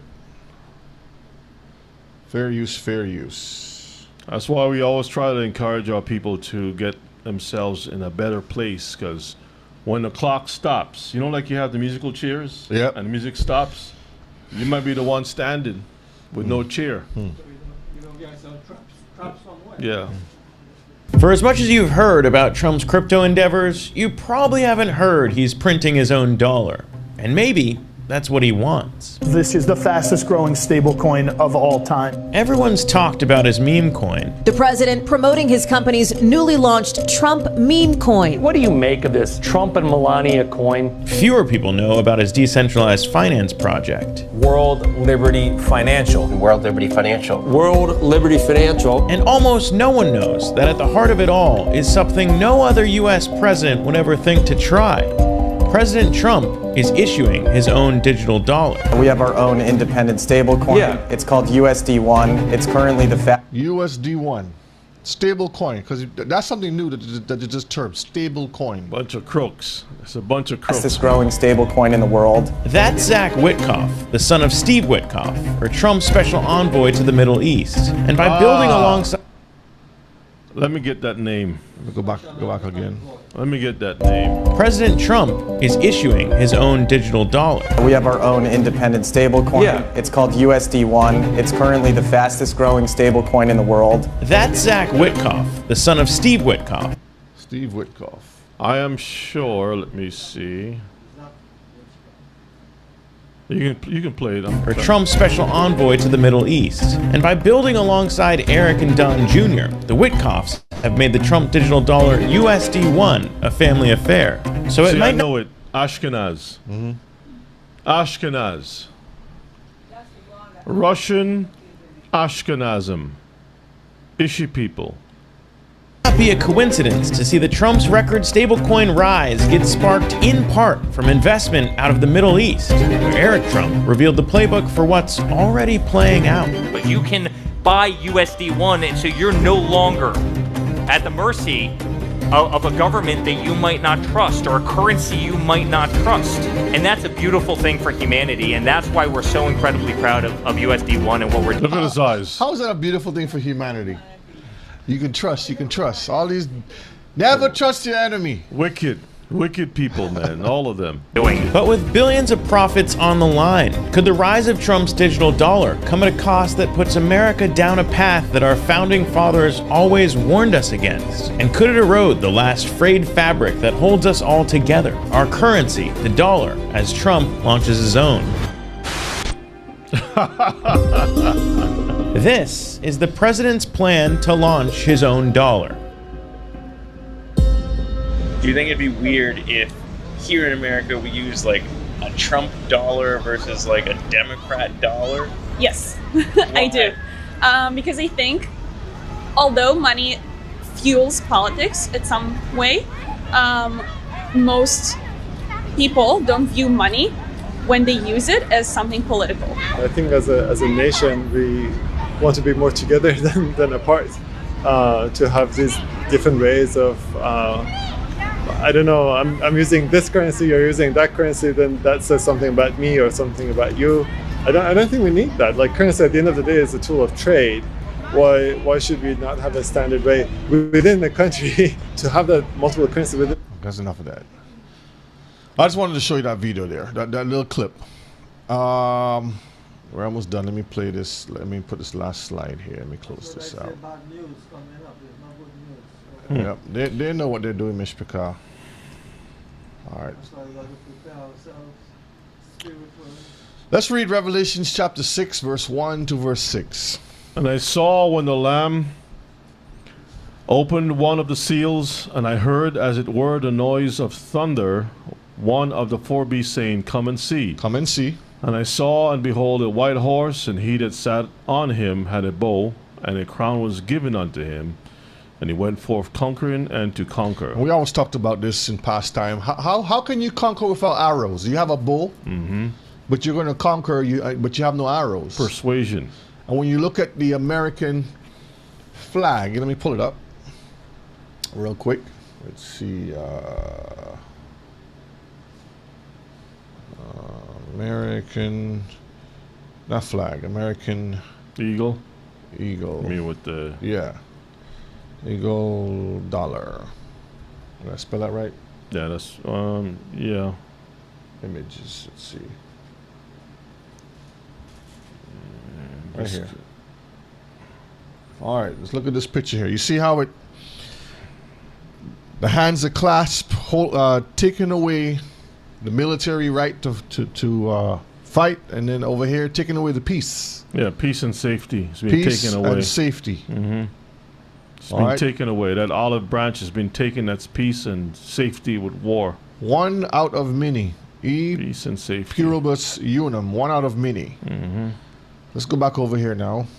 All right, go ahead and read that. And verses 3 says, And when he had opened the second seal, I heard the second beast say, Come and see. There went out another horse that was red. And power was given to him that sat thereon to take peace from the earth, and that they should kill one another. And there was given unto him a great sword. So there you see, one had a crown and one had a bow. Now this one was given a great sword to kill. And when he had opened the third seal, I heard the third beast say, Come and see. And I beheld, and lo, a black horse, and he that sat on him had a pair of balances in his hand. And I heard a voice in the midst of the four beasts say, A measure of wheat for a penny, and 3 measures of barley for a penny. And see, you hurt not the oil and the wine. Oil and wine, oil and wine, oil and wine. Think about that. Hurt not the oil and the wine. Is it vegetable oil he's talking about? Not vegetable oil. Think about that, Mr. We have been we've been told it was oil, like olive oil and stuff like that. Nope. Well, we'll just have to put everything on the table and we'll see what happens. If it's olive oil he's talking about, hurt not the olive oil or the wine, then that's it. But we will keep our eyes on that. You will own nothing and you'll be happy. Elder, will you be happy owning nothing? I'm happy only with the Lord. That's it. But I own nothing except Him. That's right. Okay. He's on my side, and I looking forward to help me. And I have no help but Him. That's right. So the future is here, Mishpachah. The future is here. Revelations 13, verse 16 and verse 17. And he caused all, both small and great, rich and poor, free and bond, to receive a mark in their right hand or in their foreheads. Verses 17, and that no man might buy or sell, save he that had the mark, or the name of the beast, or the number of his name. And we can see over here, this is just a book that someone wrote, but the picture is very interesting. You have the lion in the back. You got the 11th, almost the 12th hour. Put the time right here. And the Donald is over here. This is from 2000 what? 2019 and beyond. And beyond. I don't know why these rich people just can't rest behind somewhere. I mean, you have all that money. What else? What else do you need? What else do you need? What else would you need? It's God. It's God. There's nobody but them who have the money. Mm-hmm. So the question is, Mishpachah. So that's the Ouija board thing? Keith was saying that's the Ouija board. The Ouija board. Well, that's the Wayfinder. That's what they have on when you're looking for maps and stuff. That's what they have on the map. Are they planning a global collapse? The answer is yes. They're planning a global collapse to bring in the one world's government, the one world system. This is why you see all of this imagery that we have here. They like to play games. Instead of just coming out and saying what they're saying, they won't say it. But they will draw pictures for you and speak in code. But then they'll tell you that you're crazy. You know, I like the verse in Daniel that says, the wise will understand. I think it's only the wise will understand, right? And he that letteth will let, and so forth. And brethren, I hope and pray that tonight's broadcast helps us to be a little bit more wiser than before. We are not predicting anything. All we're doing is putting things on the table for us to look at, having a conversation about what these people have been doing and talking about, and actions from past and present and so forth. And you know, what we do is we try to put the piece. We don't force anything. You know, sometimes people will come out and say, September, there's going to be a rapture. September, the economy's going to crash. We don't do any of that stuff. Unless the Most High himself gives us and calls us and certify us to be prophets to do that, then so be it. But other than that, all we can do is use the scriptures as our guide and put the information there for us to look at. We know one thing for certain. The time is short. The people are panicking. There isn't another system after this electronic system that we know of, because physical money is what people have been using. We move away from the gold, the silver, from everything else, and we move to the paper. Now we are moving to the electronic. We have the credit cards, the debit cards, and so forth. Yep. But now we are moving into something that no one can really see. It's all electronic, that can be taken from you. If they can crash systems, what makes you think that they can't crash money, electronic money? So, brethren, no matter how you look at this thing, this is not of the Most High. He only allowed these things to happen because he has a better system that's going to come, and it's going to be a system where you're going to beat the swords into plowshares, where we're going to plant our gardens, where we're going to raise up families, where the old people will dance in the street with the young, a place where Israel will rule, and all these wicked countries are going to be servants, and those other ones will be destroyed, according to the book of Obadiah and Jeremiah and so forth. So we're looking for this to come. Right, Brother O'Shea? That's right. We are definitely looking for the return of our Messiah and destruction of these heathens' kingdom with all the wickedness, because when the righteous rule, the earth is at peace. And right now the earth is not at peace. The earth is in turmoil. There's so much destruction and pain and suffering all over the world. But again, like Rebbe mentioned, only the wise will understand. When you look at Daniel 12 and verses, was it 10, 9? Daniel 12 and verses 10 talks about the wise will be the ones to understand. And that's where we are trying to make sure that we stay in connection with the Torah. Because in the Torah, the prophets already told us, the Most High already told the prophets what to tell his people, what to look out for. And this is what we're looking out for. They're going to plan everything. This whole digital identification thing that's about to open up to the world is just the beginning to the money, to the medical side of it. Jobs, you can't work, you can't buy, you can't do all these different things. They know what they're doing to usher in their their champion, as I would call it, which is Hashatan, the devil. But he already lost. That's right. It's like going to a boxing match, and you already know the fight is fixed. The fight is fixed. You already know who's going to win, but you can't say anything. You just got to do your part. All right, Mishpachah. So, Brother Shea, thank you again for keeping us updated with the times. And brethren, we want to thank you all so much for being here tonight and fellowshipping with us again. Remember, tomorrow is going to be New Moon Day, and this is the 9th month beginning tomorrow. Hallelujah. And the days are getting shorter and shorter. So stay abreast, work hard with your families and everything else that you can do, and prepare yourself for whatever is coming around the corner, because it's not going to be easy. It's not going to be easy, but we will overcome all of these things. Hallelujah. Because our redemption draweth nigh. Hallelujah. So with that said, Elder's going to close up with prayer. Thank you all. Love you all. Stay strong. Stay sharp. May the Most High bless you all in Yeshua's name. Elder. Hallelujah. All praises to the Most High. Father, we give you thanks again for the wonderful class tonight by Brother Oshe and Brother Yona. We pray that, Father, that education that we get tonight, help us, Father, to depend upon you. The arm of flesh will fail. But when we depend upon you for our food, our life, our living, our salvation, we know, Father, same way that you fight for Israel in the past, the same way you help Israel in the past, the same way you promise us, if we love you and keep your commandments and serve you, you're going to be with us, you're going to protect us. So therefore, Father, we ask you to protect us. Hold us in the palm of your hand. Father, give us a good night rest. Bless our teachers, Brother Oshe and Brother Yona.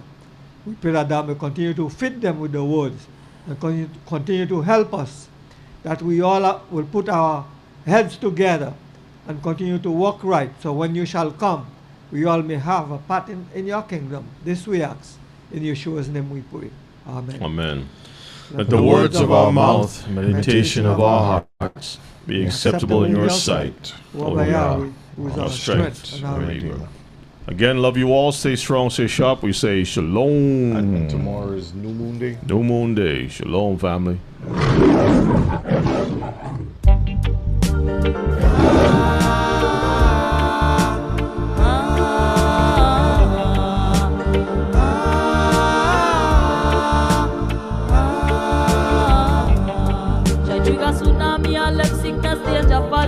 Quick to transgress, playing with fire continually. The retinal scans as them advance for the technology. Where they stop, only one knows the Almighty. Some serial killers, company, woman, laboratory.